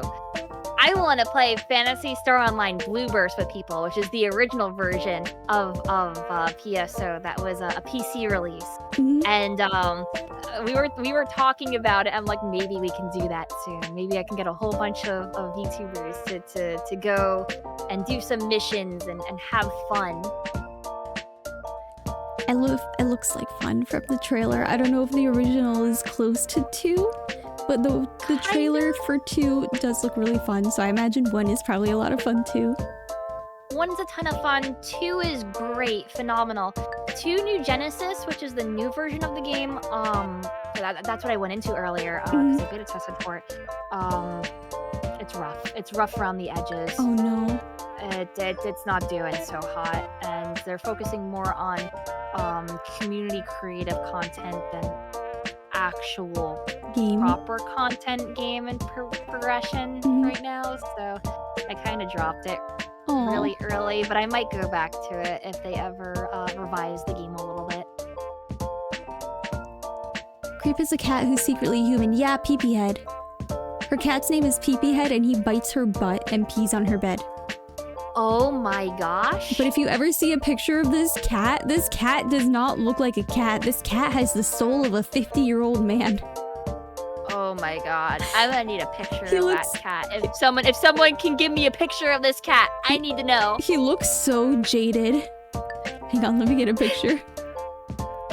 Here we go. I love this cat. Oh my gosh. So there's a joke that he's not a real cat. And he's like the CEO of autism. Oh my god. That cat looks like He's plotting something behind those eyes. Oh, he definitely is.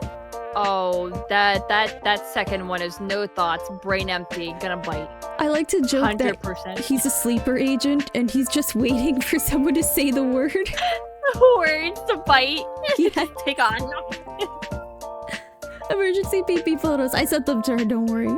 I sent her the Thank you. PPH. Commercial? Oh no, stinky ads. Stinky ads. There's only 3 ways to get away from those. Yeah, I mean, it's unfortunate, but you know, just gotta let them run when they run. Yeah, it does support the stream, so thanks for watching. Yeah. But oh my gosh, let me follow and hit up these peeps though. I know I need to know. Rhea is I need actually more friends. in Seattle right now for something with Dota. She like toured the office or something. Oh, the international. It was the giant tournament that happened. Yeah, I know she went to it. Yeah.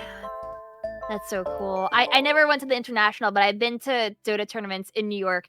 Where here's another definitely not doxing thing. I cosplayed as a character from Dota. A certain one that was a meme, and I did the cosplay within a week.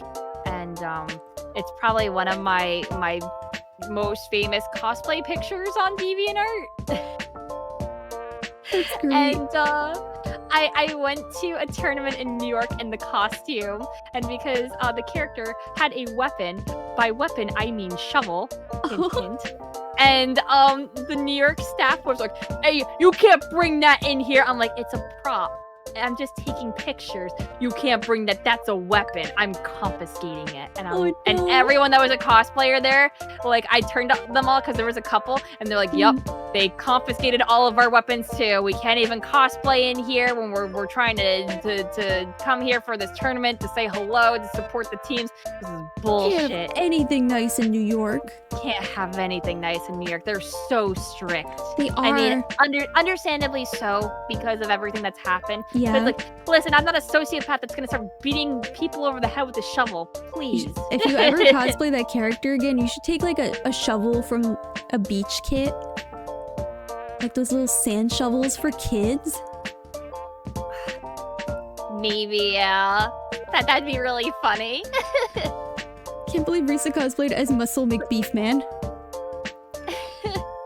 It was just like they had like a no props. They couldn't even have signs. They weren't allowed anything. Literally no fun allowed at that tournament. And I was like, man, everyone was upset. Everyone. I would be upset too. Like, as a cosplayer, I completely understand the rage. There's a reason why a fairy tale in New York consists of 2 angry Scots yelling at each other. It's so true. It's so true. Oh my gosh. I think the last time I was in the city, it was forever ago. It was before COVID. And there were 2 angry people like on the subway yelling at each other. I was like, this is the last time I go to the city. Never take the subway. That's your mistake right there. You never take the subway. You either walk or you pay that taxi fee, no matter how high it is. I used to take I don't trust that subway. The subway because it used to be a lot safer too. So I would take it one. So yeah, I do agree. My favorite Chinese food place, and for some reason I would always come into like Port Authority, which is near Times Square. And then I would take the subway to Chinatown so I could go to vegan dim sum and get like the best vegan dim sum to exist. Gosh, yeah, just like the Chinatown sections and stuff like that are just phenomenal. I would constantly go there because it's so easy to go to like 34th Street via train. Yeah. And then subway from wherever. And that's what I would do sometimes, or go to the Village. Yeah, I would walk from there to like Soho or Greenwich Village, because Molly's Cupcakes is in Greenwich Village, and I love those cupcakes. They had a little swing inside. It was so cute. I've never been. That is so adorable, though. Gosh, I wish I actually visited New York more often. But like, no, I'm just like, I don't know if I want to. Yeah, now prices are going up, so and safe. now it's just like, no, it's not so safe now right now. People are getting stabbed on the subway all the time. Yeah, I'm like, you know what? That's fine. I'll just stay away from New York for a while. I'll just, I'm gonna go to Boston instead. See ya. Boston's safer, yeah. Boston is way. I've been out at 2 a.m, drunk off my ass, in Boston, and no one did anything to me. That's awesome. Walking alone. I felt so safe because there was actually like cops out on the street at that hour. It is so ridiculously safe in Boston. The only time I see cops is like standing in Times Square in New York, in the city, because that's like the big touristy place, so that's where you see them. But everywhere else, where they're gonna congregate, yeah. Yeah, everywhere else, no cops. Midtown, not just Times Square, yeah, there's cops. I've seen tons of cops. But outside of Midtown, no. I wouldn't go to Midtown often. The only reason I would go to Times Square was for Bravo Pizza, which was like the best pizza. It was a vegetarian pizza place, so they didn't have any meat. So for me, that was like amazing. Gotcha. Oh man, I always love like good pizza places in New York that had like a good mushroom pizza. I love a good greasy slice. There's nothing like it sometimes. It's something in that water, that New York, New Jersey water. My accent's slipping out while doing this right now. There's nothing like that good old New York, New Jersey water. I made a joke once because I was arguing with chat that Montreal bagels are not bagels. So I said if it does not have water in it from the Hudson River and it's not made by a random old Jewish man on the Upper West Side, it's not a bagel. It's true. It's gotta be. It's gotta be the Hudson water. The Hudson Nothing water. else compares. There's just something in that water. There is. Oh, we're on bagel take. No, Navi, we're not on bagel take again. Shush. I gotta know if either of you have had pizza from L&B Spumoni Gardens in Brooklyn at all. I never go up to Brooklyn, really, whenever I go to the city. Does the water give it extra flavor or something? It's just unbeatable. Yeah. There's something in the water it's a flavor thing. I don't know what it is, but it's definitely real. I don't find myself in Brooklyn too often. I've probably only been once or twice before. I don't think I've been. Yeah, I think in the last while. Because Brooklyn, you have to take like an hour train from Manhattan to get to Brooklyn. And or just driving car. Yeah, that too. But it's still an hour. Yeah, it's an hour regardless. You take a train or a car, so. She's right. With all the traffic. I'm Jewish, gotta be made by an old Jewish man. Also, Bialis, those two. Bialis. I've heard that the water thing, and now I live nowhere near there. Funny enough, Manhattan and like New York as a state have one of the best water qualities like in America. So I think that might be it. Someday you gotta get it's definitely true, yeah. And I've heard of places importing the water from the Hudson. Yeah. Legitimately. Yeah. Places will do that all the time. Yeah, there's like a franchise called Brooklyn Bagel, and they import the water from Manhattan and from Brooklyn. Insane. It is. It gives it that flavor. Someday you gotta get a square pie and the signature spumoni from there. I've had a grandma slice, and I was not a fan because the sauce was on top. I don't like sauce on top either. Oh, man. Oh, it was so bad. I was like, this is just focaccia with sauce on top. Well, also because the sauce will probably kill me. I can't go super heavy on sauce. I go light on sauce whenever I have pizza as well. I should have mentioned that. And I can't have pesto because, Parmesan. Yeah. So I'm stuck in a lot of places. So it's like, yes, I will have my cheese bread with a little bit of tomato sauce. I mean, just a smidge. You could always get like a white slice. But at that point, it's like a grilled cheese. Yeah, I mean, that would probably be better, but still. I used to make white pizza for breakfast sometimes, and then I would put an egg on top and be like, it's perfect. It's breakfast pizza. Yeah, no, that's fine. I swear no one knows what a bialy is, and it's making me sad because they're becoming... I'm Googling it right now. Maybe I'll make some this weekend, because I made bagels last weekend. Ooh. Oh! I know what this is. This looks like a knish. Is a bialy a knish? Like, is it a type of knish?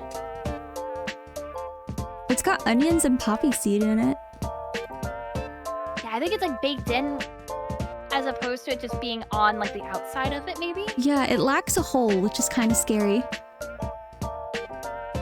It's an offshoot of a bagel. Interesting. Bagel without a hole, but like bread. Bagel bread, but stuff baked in. They're made with onion. Yeah, I'm not a huge onion fan. I was actually thinking to myself that if people eat raw onions, there has to be something wrong with them. I don't like raw onion that much. I like definitely like grilled or sauteed or something. I love onions though. I like them sauteed or crispy, like the French's fried onions. I love those. Yes, fried onion strings. Those are so good. Or like onion rings. I love onion rings. Yes. Raw onions are good? No. Raw garlic can be okay. I like to roast garlic when I can though. Roasted garlic is fantastic, but sometimes like I don't know, I prefer it like diced or at least chopped up or powder, because just having all of that raw garlic in your mouth and you bite into it and it just explodes and it's just too overwhelming sometimes. I'm just like garlic small bread. doses. Yeah. I love garlic bread. Same. My GERD doesn't, but I do. Yeah.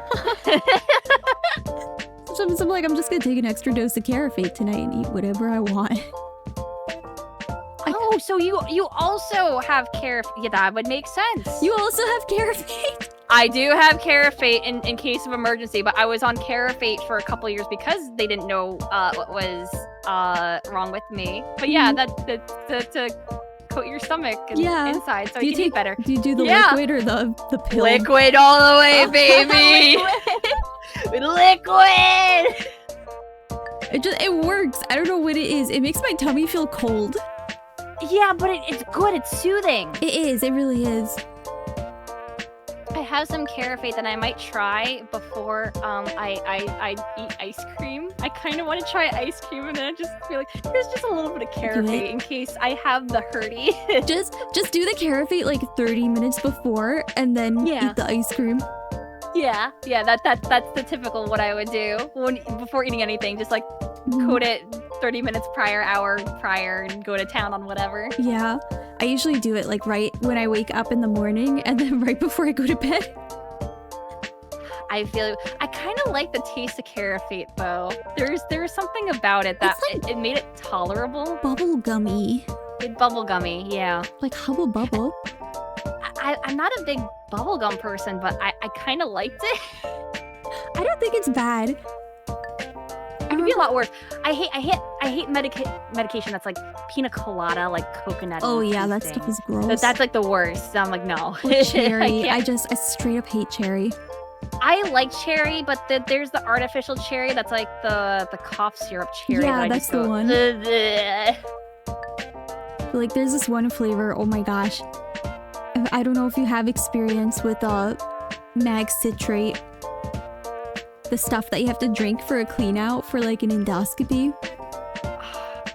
I mean, I have for endoscopy, but usually they don't give me anything to drink. Especially because, I don't know. The only thing that I've had to drink that was prior to anything was iodine drinks, and I can't even stomach that. They're like, you drink like an entire liter of iodine, and I'm like, I can't. I'm gonna drink like a couple sips, and now because of shellfish stuff, they're just like, let's just not do the iodine thing just in you're case. So lucky. I am so lucky most of the time. They're just like, let's skip that because who knows if we're gonna have a reaction with it. And most of the time I would, like prior, but I don't know if it's just a sensitivity to it or not. And they're just like, nah. But I don't think I had any cleanouts like that. Usually with my endoscopies, because I've had 2 now, they're usually just fast. Just no certain drinks or anything. Like I've had no emergency ones, but I guarantee you, if I took the endoscopy in the hospital the first day that I got the poisoning done on me, I probably would have had to drink that, and I don't want to. I don't know the taste of it. It's so bad. It's lemon lime flavor. It's the reason I can't drink Sprite. Because I used to get like colonoscopy endoscopies several times a year. And I would have to chug those, like 2 or 3 of them every time, and it was awful. So now anytime I drink Sprite, I'm like, nope, this tastes exactly like it. That is very interesting. For some reason, Sprite for me would upset my stomach anyway. So I figured that the acidity would probably mess with my stomach and make me feel worse. So I don't know. So I'd probably just be like, yeah, no, I can't stomach this, especially on empty stomach or something like that. Oh, hell no. You're giving me a cracker or something with that. You're not making me eat this on its own. Yeah.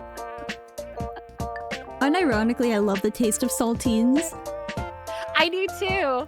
They're good. They're good. Like, they're just, there's something about them. They're like kind of dry, but also salty. Anything that's salty helps my throat, like legitimately, and my stomach. It's why I like fries a whole lot as well, even though they're not the best for you and everything. But that pickles, because they're salty as well, but sour and probiotic. Saltines, any like Ritz cracker, a little bit of butteriness, just a little bit. Yeah, sometimes I just lick the salt off potato chips. I'll get like lightly salted potato chips. It's to like help. I like the regular salted potato chips, but I'll just lick the salt off of them. You're craving that mineral? Yes. Why? Because it's good. It tastes good. I understand, but I'll actually eat the whole dang chip too. Sprite and lime sherbet is really good. Call it witch's brew because it's all fluffy and green. I mean, it's probably good, but I usually like root beer floats if I'm getting soda and ice cream. I'm not a root beer float person. I like rainbow sherbet and stuff like that, and I'll just have that on its own. That's also what I'm craving besides raspberry ice cream. I love rainbow sherbet, like the kind that just comes in the tub. Yeah. I almost forgot a place pretty much on the border of NJ and NY you gotta go at some point. Tenshi, Harold's New York Deli. I'm allergic to meat. Yeah. I also don't live close enough to there. Good. I'm close to there. Really close. But I ain't paying $45 for some slices of meat. Like, Miles, you have no idea. Like, easily, like, for one person, it could be like $85 for a sandwich. Like, it is the most primo bougie bullshit. And they shut down the salad bar, so it's not even worth to go anymore. Oh, this is in Edison. That's right near where I did my chronic pain therapy. Oh my gosh. Where? You're gonna have okay. This is a thing for off stream.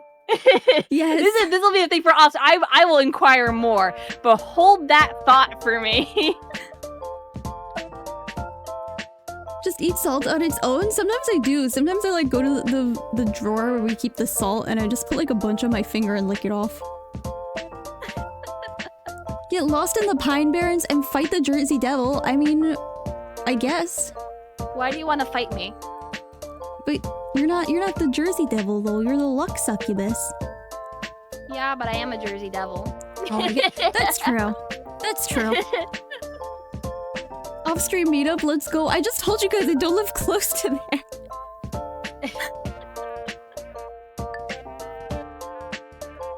I'll fight you too, Risa. Why do you want to fight? Because it's Cass, and Cass is also in New Jersey, and I know. Yeah, I'll fight you, but you have to come to me. I ain't going down to you. I want to go down towards Atlantic City. F that. Atlantic City, disgusting. Yeah, fucking disgusting, mate. I'm not gonna lie, there are some non-meat substitutes that are really good these days. I've been doing research into the best ones. My favorite's Impossible.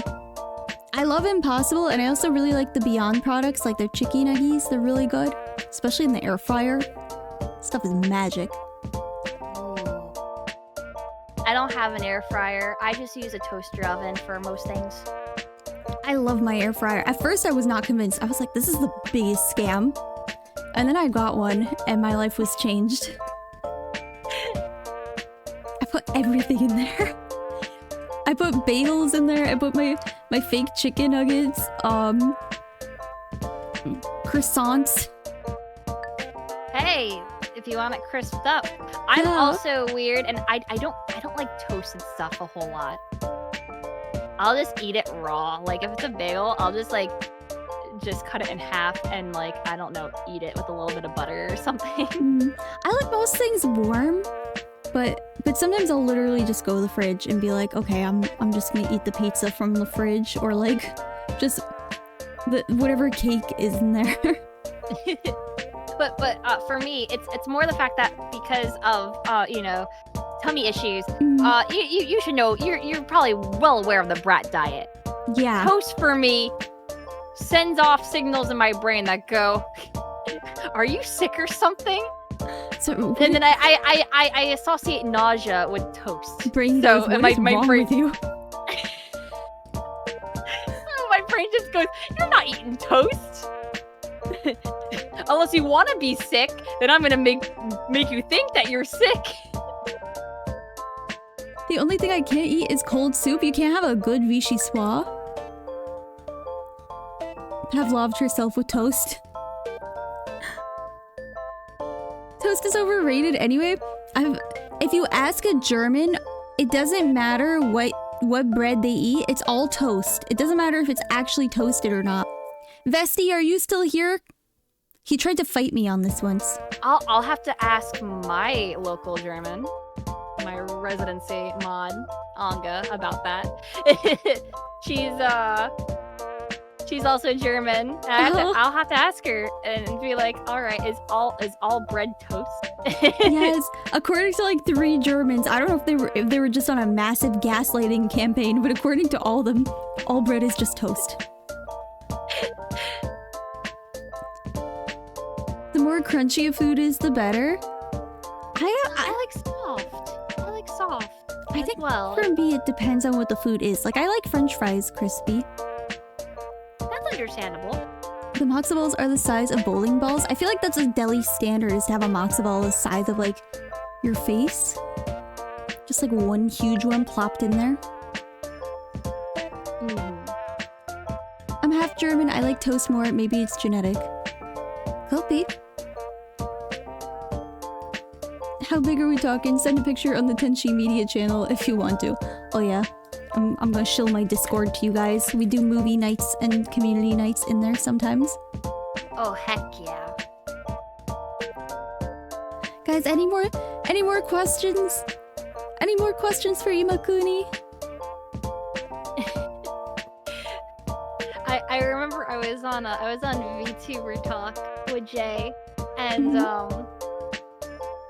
I talked his ear off so much with so much things to say that he was the one who tapped out.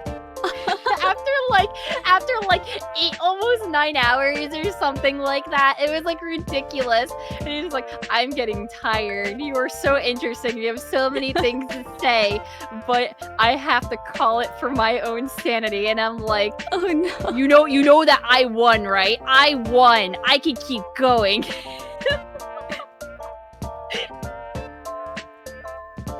Majora's Sorry. I was just gonna say, I just do long streams. That's just me. Yeah, you're used to the long streams. My limit's like 4 hours, and then my body's like, you've been upright for too long. Go lay down. Oh, I'll do that too, and then I'll take breaks where I go stretch or just lay horizontal for 5 minutes. That probably helps. I know when I get up, like, I'll run and go pee in the middle of stream. And that usually is good. Is it even an Imakuni stream if it isn't for 14 hours? It's true, it's true.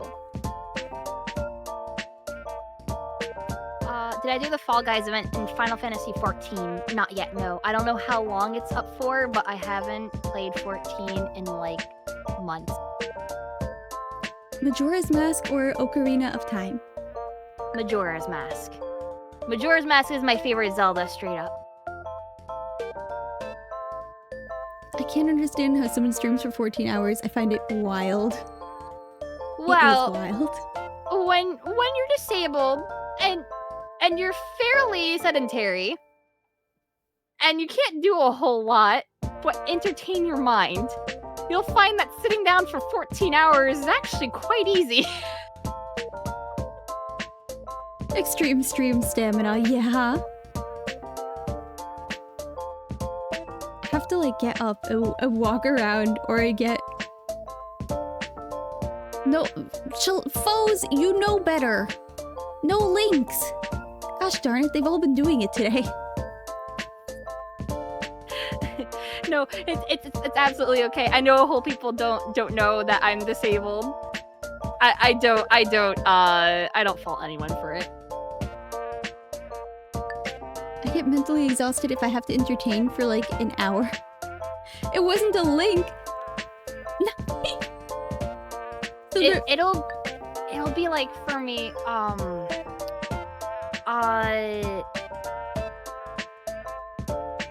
I forgot what I was gonna say. I brain farted. I'm sorry, and I interrupted you. It's okay. Coming from the old Yi times of Justin TV, how do you see streaming in the future? Same as always as a side thing? Oh, I've always seen myself as a full-time streamer since I got partnered. So, as far as streaming in the future and stuff like that, I think that it's still gonna be a thing. Absolutely, it's a form of entertainment, and I noticed that a lot of people that have actual full-time jobs can't play a whole lot of video games or do whatever, and that while there is at least a community of streamers that can play games and whatever, that they can actually watch something while doing work or studies or school or family, making dinner, etc., that streamers are going to be around for a while. Yeah. Because I see them more as entertainers than anything. Yeah. So it's like tuning into your favorite show, except you get to interact with it. Yeah. And Cass said, I get mentally exhausted if I have to entertain for like an hour. What I was gonna say, because I brain farted after reading his comment, because it's Cass, of course. The entire thing is there are times where I get really exhausted by streaming, and sometimes I will stop thinking or not respond to chat for a while, whatever, and just hyper focus on the game. That's just a thing that happens with me as I do 10-hour plus streams, and then I'm just oh yeah, that's right, people were watching me. I imagine you probably you probably get into it or I was supposed to talk to people? What? Well, sometimes chat gets slow, especially the hours I stream at or whatever. And then it's just not a whole lot to talk about, not a whole lot to comment on. Only so much that I can say with just the game itself. I feel like I bounce off better with someone else constantly, and which is why collabs are so good for me, because then I constantly have something that I can say to someone else. Yeah, that's why I also love collabing with people, because then it's not just me talking, and when chat's slow, it could be getting a little tired. Yeah, I mean, I'm always EP because of Fibro, so I don't know if you have that problem too. Yeah. Just out of energy, you feel the EP is so real. There are days where you'll sleep for 12 hours and wake up, and then it's wow, I'm still dead. I want to go back to sleep, and I know I can't. That was me yesterday. I was oh dang, I slept for 10 hours. I still need sleep. Yeah, just the zombie mode is so real. Or sometimes I'll literally not get out of bed for 2 hours after waking up. I'll just lay there. Yeah, same with me. It's rough sometimes. It's debilitating. Oh, if you type !mayonnaise in chat, it times you out for 5 minutes. That's what they like to do to themselves. Oh, is that the thing? So I don't know what's happening, because apparently people are just putting emotes, and for some reason Stream Elements is saying it's links. But there's also a thing where if you type !mayonnaise, it times you out for 5 minutes, and it says "May your sins be forgiven." That's the thing with the Stream Elements thing? Yeah. Or is that just something you set up? It's something I set up. Oh, okay. Because I was telling. Listen, mayo's gross. Yes, I was telling chat that mayo's gross, and they were like, no. I was like, yes, so if you type mayonnaise, there we go. They did it. They're all gonna start doing it to themselves now. Oh my god, bless you. It is not. I will fight you, Chilean. Have you had QP before? Yes. I haven't had QP, but I've had regular mayo, and I think it's because as a child, my grandmother would make, and this is the grossest thing to me now, sandwiches, toasted sandwiches that are just bacon and mayonnaise. So it's just fat and lard and gross and whatever, and it's just that exactly. You get it. It's gross, and I'm just like, oh my god, my arteries are clogging thinking about it. So after a while, I was like, no, my grandma gave me too much mayo. I think it's really gross now. I don't like mayo. If it's an aioli, like a spicy aioli or something like that, I'm more okay with it, but I'm still like, I can't believe I'm eating mayo. Ugh. Yeah, if it's in a sauce and I can't recognize the smell, it's usually okay, but something about the smell just makes me, ugh. Yeah, I'm very sensitive with smells as well. Fish is so rough for me. I can't do fish and seafood very well. Yeah. I used to be able to do shrimp and like lobster and clam and a couple other things like squid, and I like that, but like actual fish, the smell of salmon makes me gag so much. If the salmon is cooked right for me and it doesn't smell fishy, I can usually eat it, but tilapia is basically, No, tilapia stinks. I can't. It stinks and it tastes like dirt. I don't care what anyone says. I know it's cheap, but like dirt fish. Fish really has a smell, but if cooked correctly, it doesn't smell that fishy. Yeah, so if some fish is fine. So it's passable. I'm a very picky eater in general, same. On top of already having a lot of restrictions, I'm also a picky eater. Like certain vegetables like asparagus and Brussels sprouts, anything with too strong of an odor that's kind of like offensive, like broccoli. Oh, I hate broccoli. I can't stand the texture of broccoli. I really like the taste of it, but the texture gets me now. Can't stand asparagus. Brussels sprouts, I could tolerate, but I also had it where it was like cooked with like bacon grease or something as well. So that doesn't even count. That's like meat Brussels sprouts at that point. On its own, I haven't had, so I can't say. Spinach is good though. I like spinach. I like spinach when I can't notice it's there, like in soup or something. If they put a spinach in it, I'm like, oh, okay. Eat your veggies? No.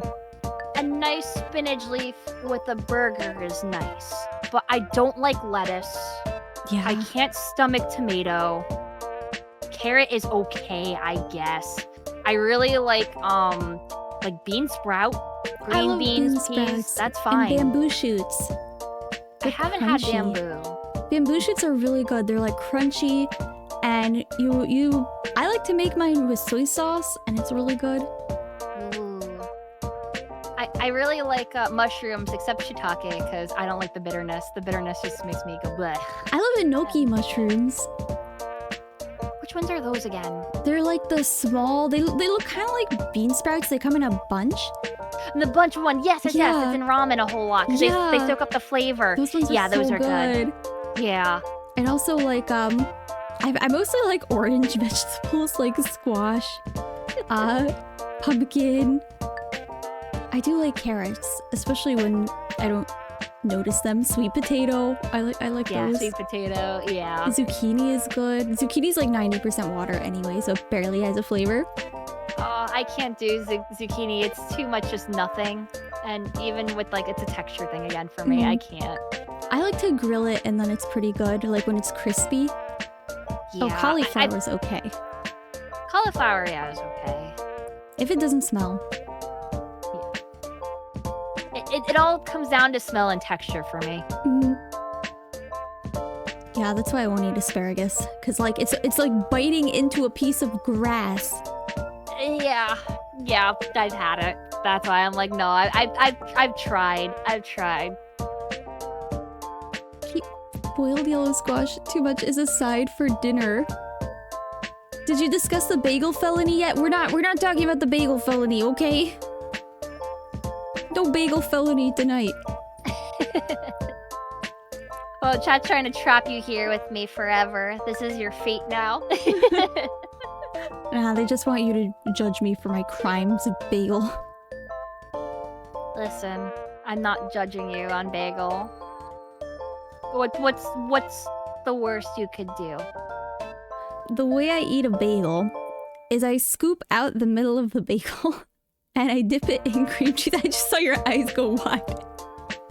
I would kind of do that, but with peanut butter. I used to do that as a kid. You eat bagels the same way. Yeah, it's optimal bagel consumption, exactly. Exactly, George. And then you put the cream cheese in the bagel skin and then eat that. It's good. Chilean, other people are agreeing with me, so you're wrong.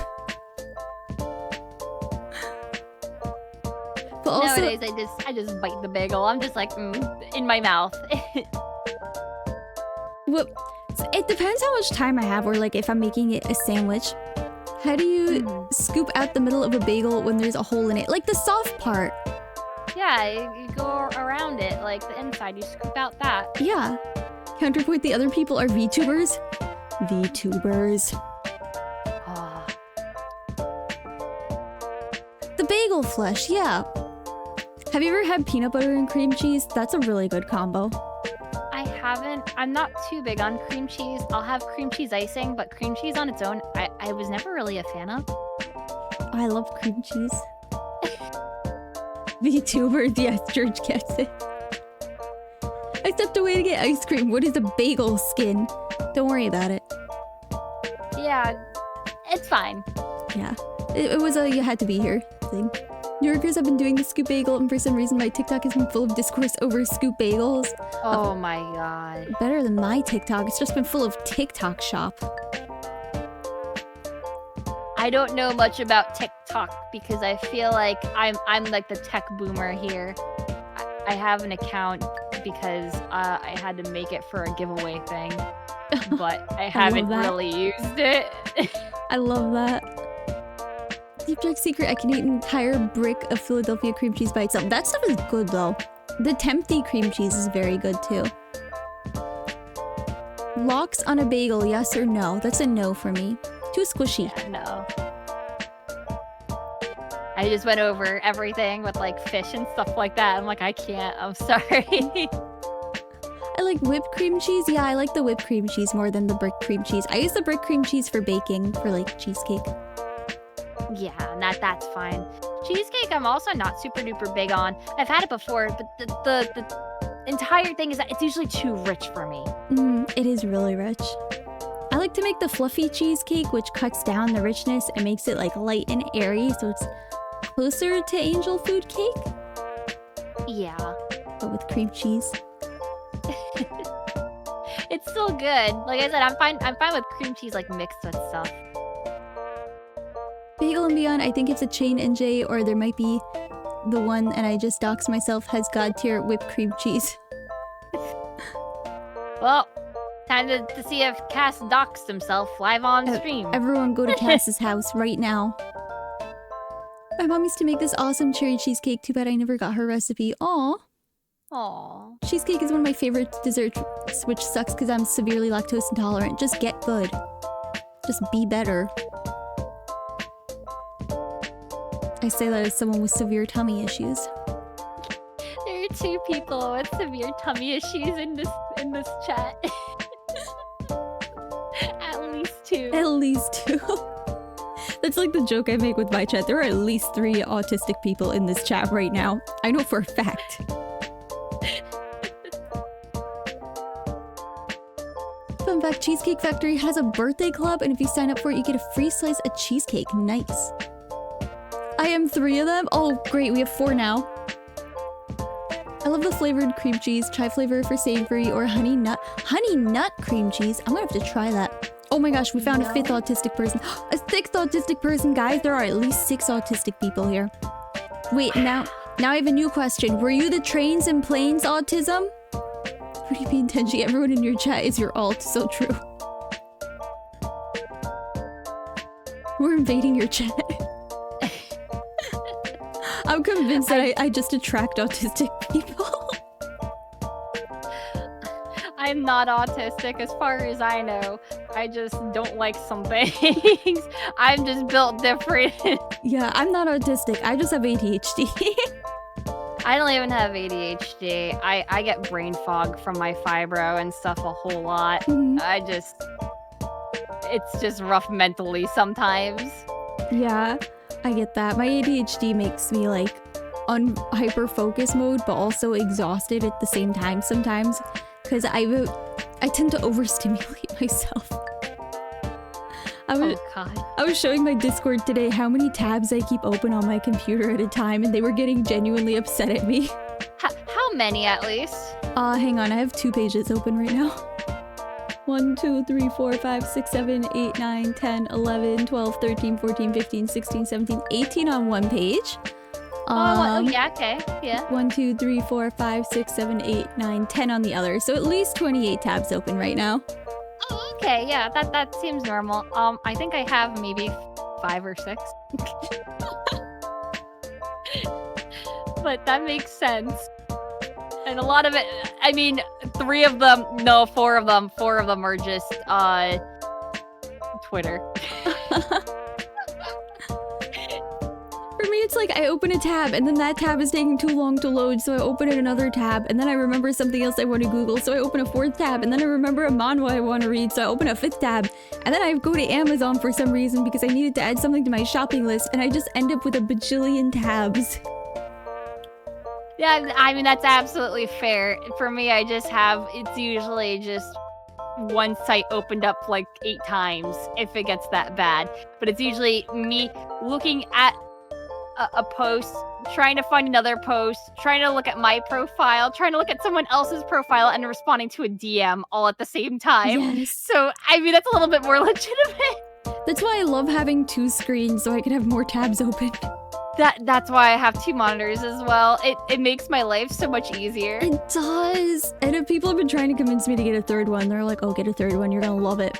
Like, I would love a 3rd one. I don't have the room for it. Yeah, I don't have the room for it either. And the only thing I would use a 3rd one for is legitimately just Discord.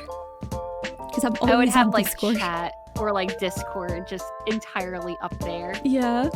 12 monitors set up? Dang. What do you do with that many monitors? Pro tip, you can get a vertical monitor stand so you can put a 3rd monitor above your main one. That is a good tip. I'm gonna go to Goodwill and find a really old computer to do that with. I want to use a 3rd one, but the resolution is unacceptable. I think having the 3rd one vertically, if it's just for Discord, is okay. Otherwise, Yeah.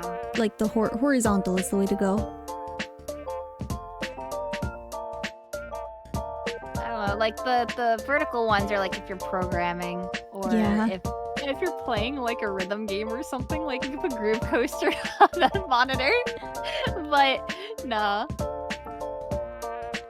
I have a laptop, so I'm a 1 monitor pleb.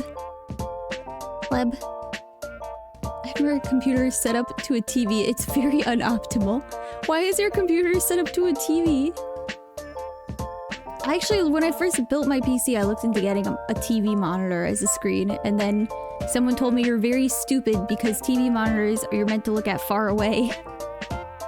Yeah, they're usually bigger, or like, you know, then you have to take in consideration for refresh rate and an input lag and all that other stuff. So I'm just like, I just got 2 computer monitors. Yeah. I like mine, honestly.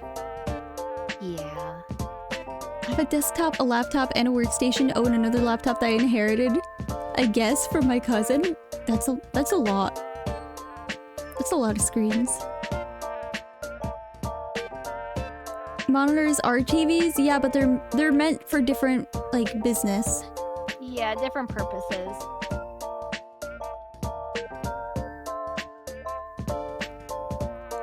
Input lag so large, I am so great at predicting opposing players.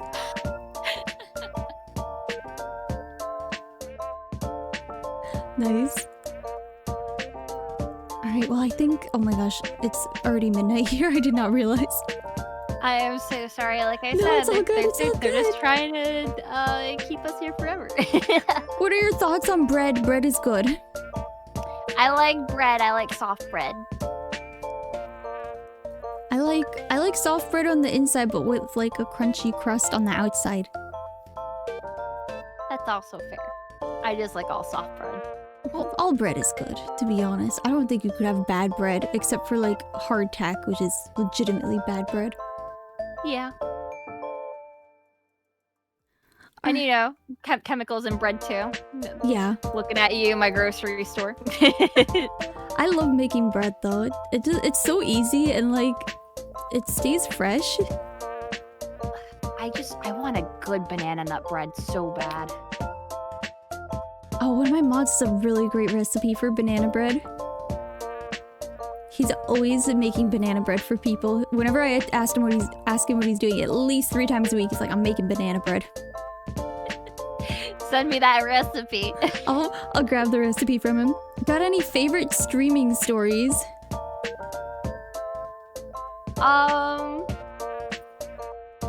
I think just my favorite streaming story has to be going and doing the Vine Sauce collab with actually Vinny Vine Sauce himself. And we went to a nice like Chinese restaurant, got dinner, got gelato, and then I went over his house and we played Sonic 3. I forced him to play Sonic 3. It was great. And then so many clips of that stream went viral. What about banana bread and carrot cake? You can't have both. Pick one. Vinny's first real Sonic game. It's true. I held his hand through it. Aw. Guided him through. Mm-hmm. And he said he really enjoyed it, actually. And I'm like, you see why people like the Sonic games? And he was like, I understand now. It's always so great when you share media with a person and they're like, wow, I get this now. Yeah, because he was always Nintendo's better than Sega kid. And I was just like, I enjoyed both. Why does there gotta be more? Why does it have to be a competition? Why does it gotta be a competition? Can't I just own all of the consoles and love them all equally? Yes. Or don't get it and it's time to make new friends. Nah, I've had plenty of times. The interesting thing about people is that you could disagree on something and still be friends. Yeah. The best part is now they know all the jokes and you could spam send them memes related to your super niche game. So true. Why console war when you can console love? Love. People will dunk on me because I love the N64 controller, like a lot. I don't see anything wrong with it. They're like, it's made for aliens, and I'm like, you realize that you're not supposed to hold it in a weird way. Like, you're not gonna use the D-pad and the joystick at the same time in like any game, like ever.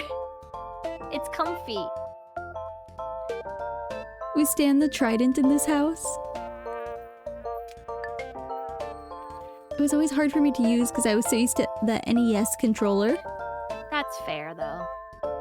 There's also Mario Party 3 where you keep going. Keep going.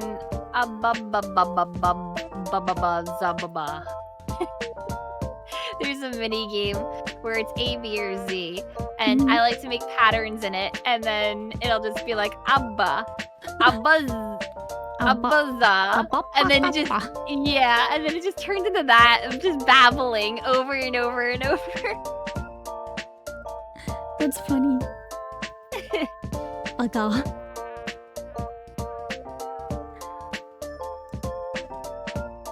Do you mind if we take a picture? I always like to take pictures when I do collabs. Yeah, go for it. Do you want me to scoot in closer? Hold on, let me take whack off.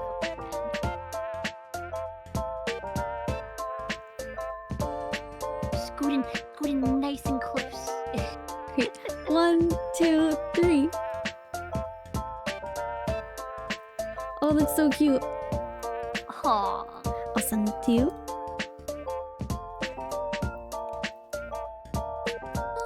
Why can I never find anything I just downloaded?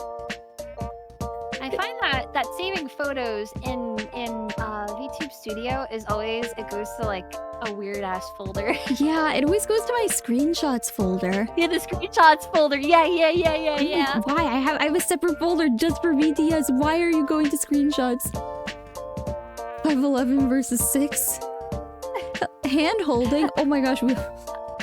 Yeah, hand holding. If I just go down a little bit like this. In my good suburban chat, unprotected hand holding. I could also probably Hold on. I can do this. Yeah, I can just make myself a little bit smaller. Just maybe there. That big. Yeah, that's probably around the same height. The proper height. Oh my gosh, hand holding. Oh my gosh. This is lewd. This is too lewd for stream right now. Too lewd. This is TOS. She shrunk, oh god.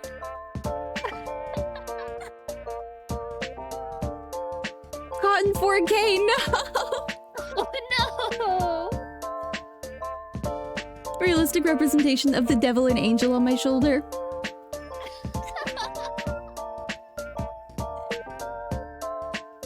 Am I that much of a bad influence, though? Nah, you've been great. Both of them are telling me to eat bagels. Eat the bagel. Eat bagel. Eat bagel. I'm also telling you to eat dirt, maybe with the bagel. Maybe that's the evil influence. But you can eat the bagel. Does Tenshi like goldfish crackers? I'm about to blow your guys' mind. I've never eaten goldfish. I've never eaten Skittles. I've never eaten a Dorito. Maybe you would like goldfish. I like to have it. Allie's baby goldfish. You should probably try. When my stomach is upset, I'll use that as well because it's a little bit of flavor and isn't just saltines. I really like whales, which are like the off-brand goldfish. Tenshi, you're Latina. How have you never eaten a burrito? I've eaten a burrito. I've never eaten a Dorito. Tenshi, Doritos are okay. They're just okay. I've heard that before. I've heard it's like eating a whole thing of ranch, like dressing or MSG. I don't really like ranch a whole lot. I'm sorry. I don't like ranch that much either. I can't have like blue cheese a whole lot because the mold will also mess with me. Yeah. Yeah. I just have mold allergies on top of stuff, so I'm just like, no, everything. thank you. Yeah, you know, on top of the cheese stuff, also the mold, you know, and but you know what? I like the nacho cheese Doritos. Those are okay, but I don't know. They can be a little spicy, so it might be like a little bit bad for your tum. But definitely. I like spicy food. Even with the bad tummy, I still love it. I would just definitely say definitely with the baby goldfish. They're so good. Maybe one day. They've rennet in it, which is an animal byproduct. That's why I haven't tried them. Oh, and interesting. Yeah, it's the same with Doritos and Skittles. They all have animal byproduct in them. See, by that I don't know if that means just the milk because cheese. No, I can have dairy. It's called rennet. And it's in a lot of dairy products, so I have to be careful about what kind of cheese I buy to make sure that it doesn't have rennet in it, which is like the enzyme. Yeah. Interesting. Yeah. I don't know if you'd be able to then, yeah. Yeah.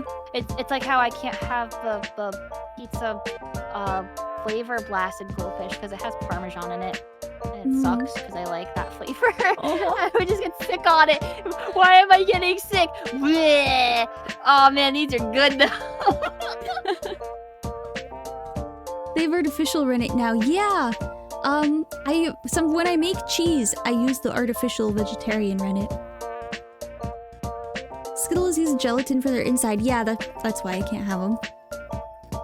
I have flavor blasted pizza goldfish in my room. Nice.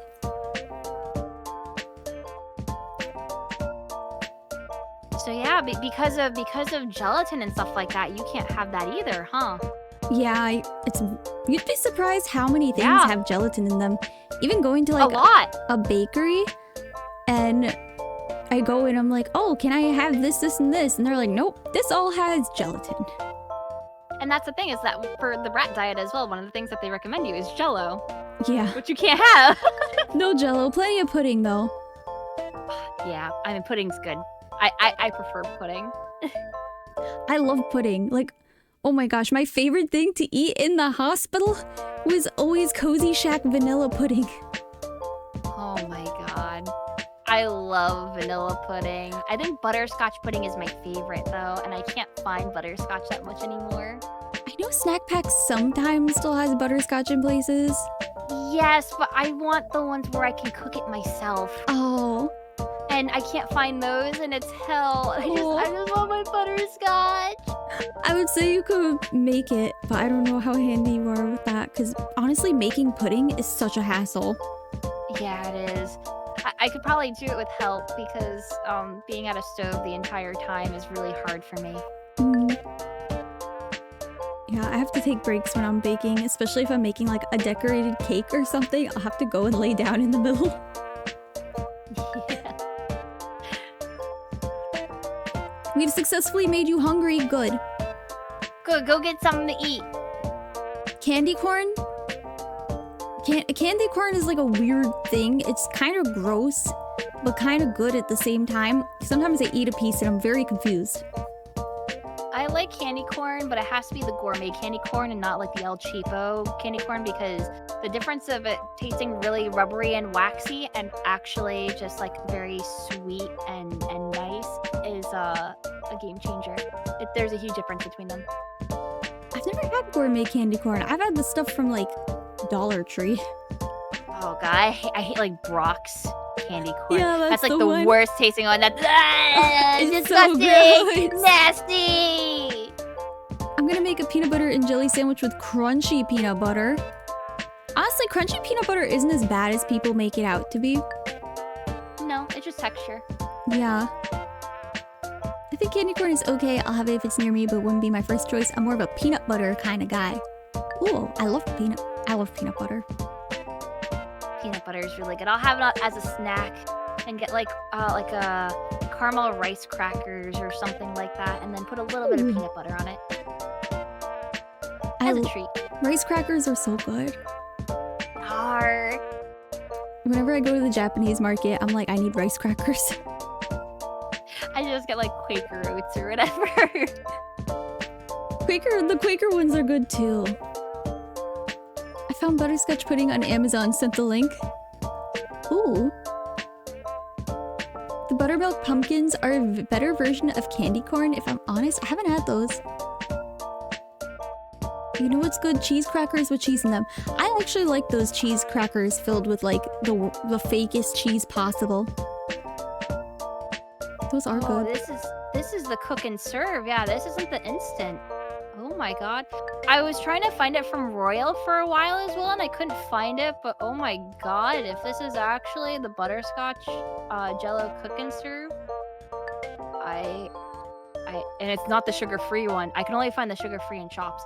The regular one, oh my god, I'm gonna order like 10 boxes of butterscotch pudding.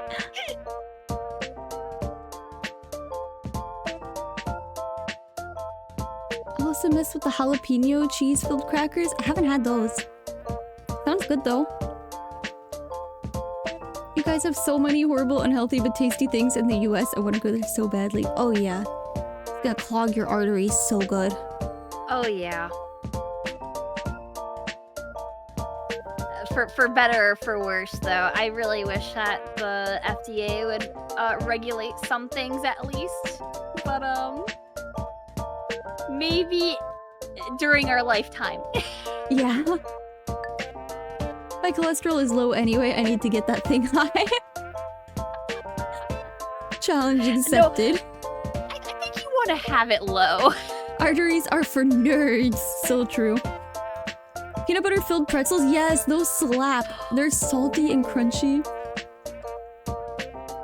Keep the tastiness, but increases the standards of ingredients used in the USA. Have the best food on earth. I would disagree because I have been to Japan and their quality of food is actually pretty hecking good. How did you survive in Japan having like shellfish allergy, by the way? So they they have to like inform them. They have a surprising amount of vegetarian restaurants, but it was also like I had a card with all my allergies printed and translated into Japanese. So if I went somewhere, smart. I have that. Yeah, Like a list for like allergens for hospital. I should do that in Japanese. it was really good. And then I had all my medical info printed in Japanese too, in case there was an emergency, which unfortunately came pretty close because my dumb medical device. And thankfully I had a spare with me and I could just change it out. Gotcha. Oh my gosh. Because I definitely want to go to Japan, but like I know that a lot of things as far as cross-contamination is also like hard because it's like, oh well, they have a lot of shrimp, they're gonna have a lot of seafood and stuff like that, and I'm just like, yeah, the only sushi I had there was the tofu skin sushi. If I get sushi, I'm gonna be honest with you, I'll just get like beef sushi, like that they do like Wagyu or whatever, and it'll be like cooked beef, like meat, and then just serve it that way. I'm not gonna eat sushi. I don't think I'll even do like the egg one. It's fine. I'll just have meat because I can. The best ramen I had there was at Tea's Tantan. I went to a few vegetarian ramen places, and the best one was in Shinjuku Station, and it was Tea's Tantan, and it was so good. They use a sesame broth. And then they have like all the fake meat fixins. I don't do shrimp either, shellfish in general, not allergic, but sounds like a problem. It's actually a lot easier than you think. The worst places, like I went to Tokyo Disney Sea, and that one was probably the biggest problem, but I had cup noodles with me for that, and I just got hot water. Would love to go to so many places. Yeah, there's a lot of places I still want to see. I want to go back to Asia. I want to go to Singapore and Vietnam and Thailand and all those places. I just really want to go to Japan. Like, I wanna eventually save up enough so I can go and visit and go to like Sega Joypolis, go to the Super Mario World. Yeah. Yeah, I want to do that. I want to go to Super Mario World. I wasn't open last time I went, so the only thing I did in Osaka was the aquarium and like Dotonbori Street, and then I went back to Kyoto, which was like my favorite place. They had so much fun stuff to do there. Every day was just an adventure, and I had equally as much fun literally just getting lost. Yeah, and I would probably go to Tokyo, Osaka, maybe Kyoto, but like I have a friend that is actually in Japan at the moment, and he offered like, oh yeah, if you wanna come and visit, like you won't have to worry about a hotel. You can just stay with me. Yeah, because he has his own apartment, and That's I'm awesome. like, oh yeah, that'd be really, really, really easy.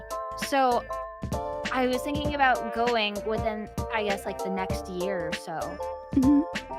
Yeah, And I just have to get that all planned up to out. snuff and all planned out and everything. Yeah, I think having that card translated and stuff would be really, really easy.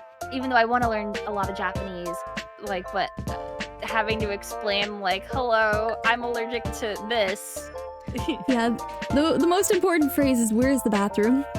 Yeah. If you don't learn anything else, learn toilet wa doko desu ka? And also just knowing like they love it when foreigners know like basic Japanese words like please and thank you. Oh yeah. I mean, being courteous is something that obviously I want to learn. Yeah. So this brings us to the end of stream. Thank you so much, Imakuni, for being my guest. Of course, once again, thank you for having me. Yeah, it's been I had a ton of fun. I did too. It's been a pleasure. Thank you so much for being here.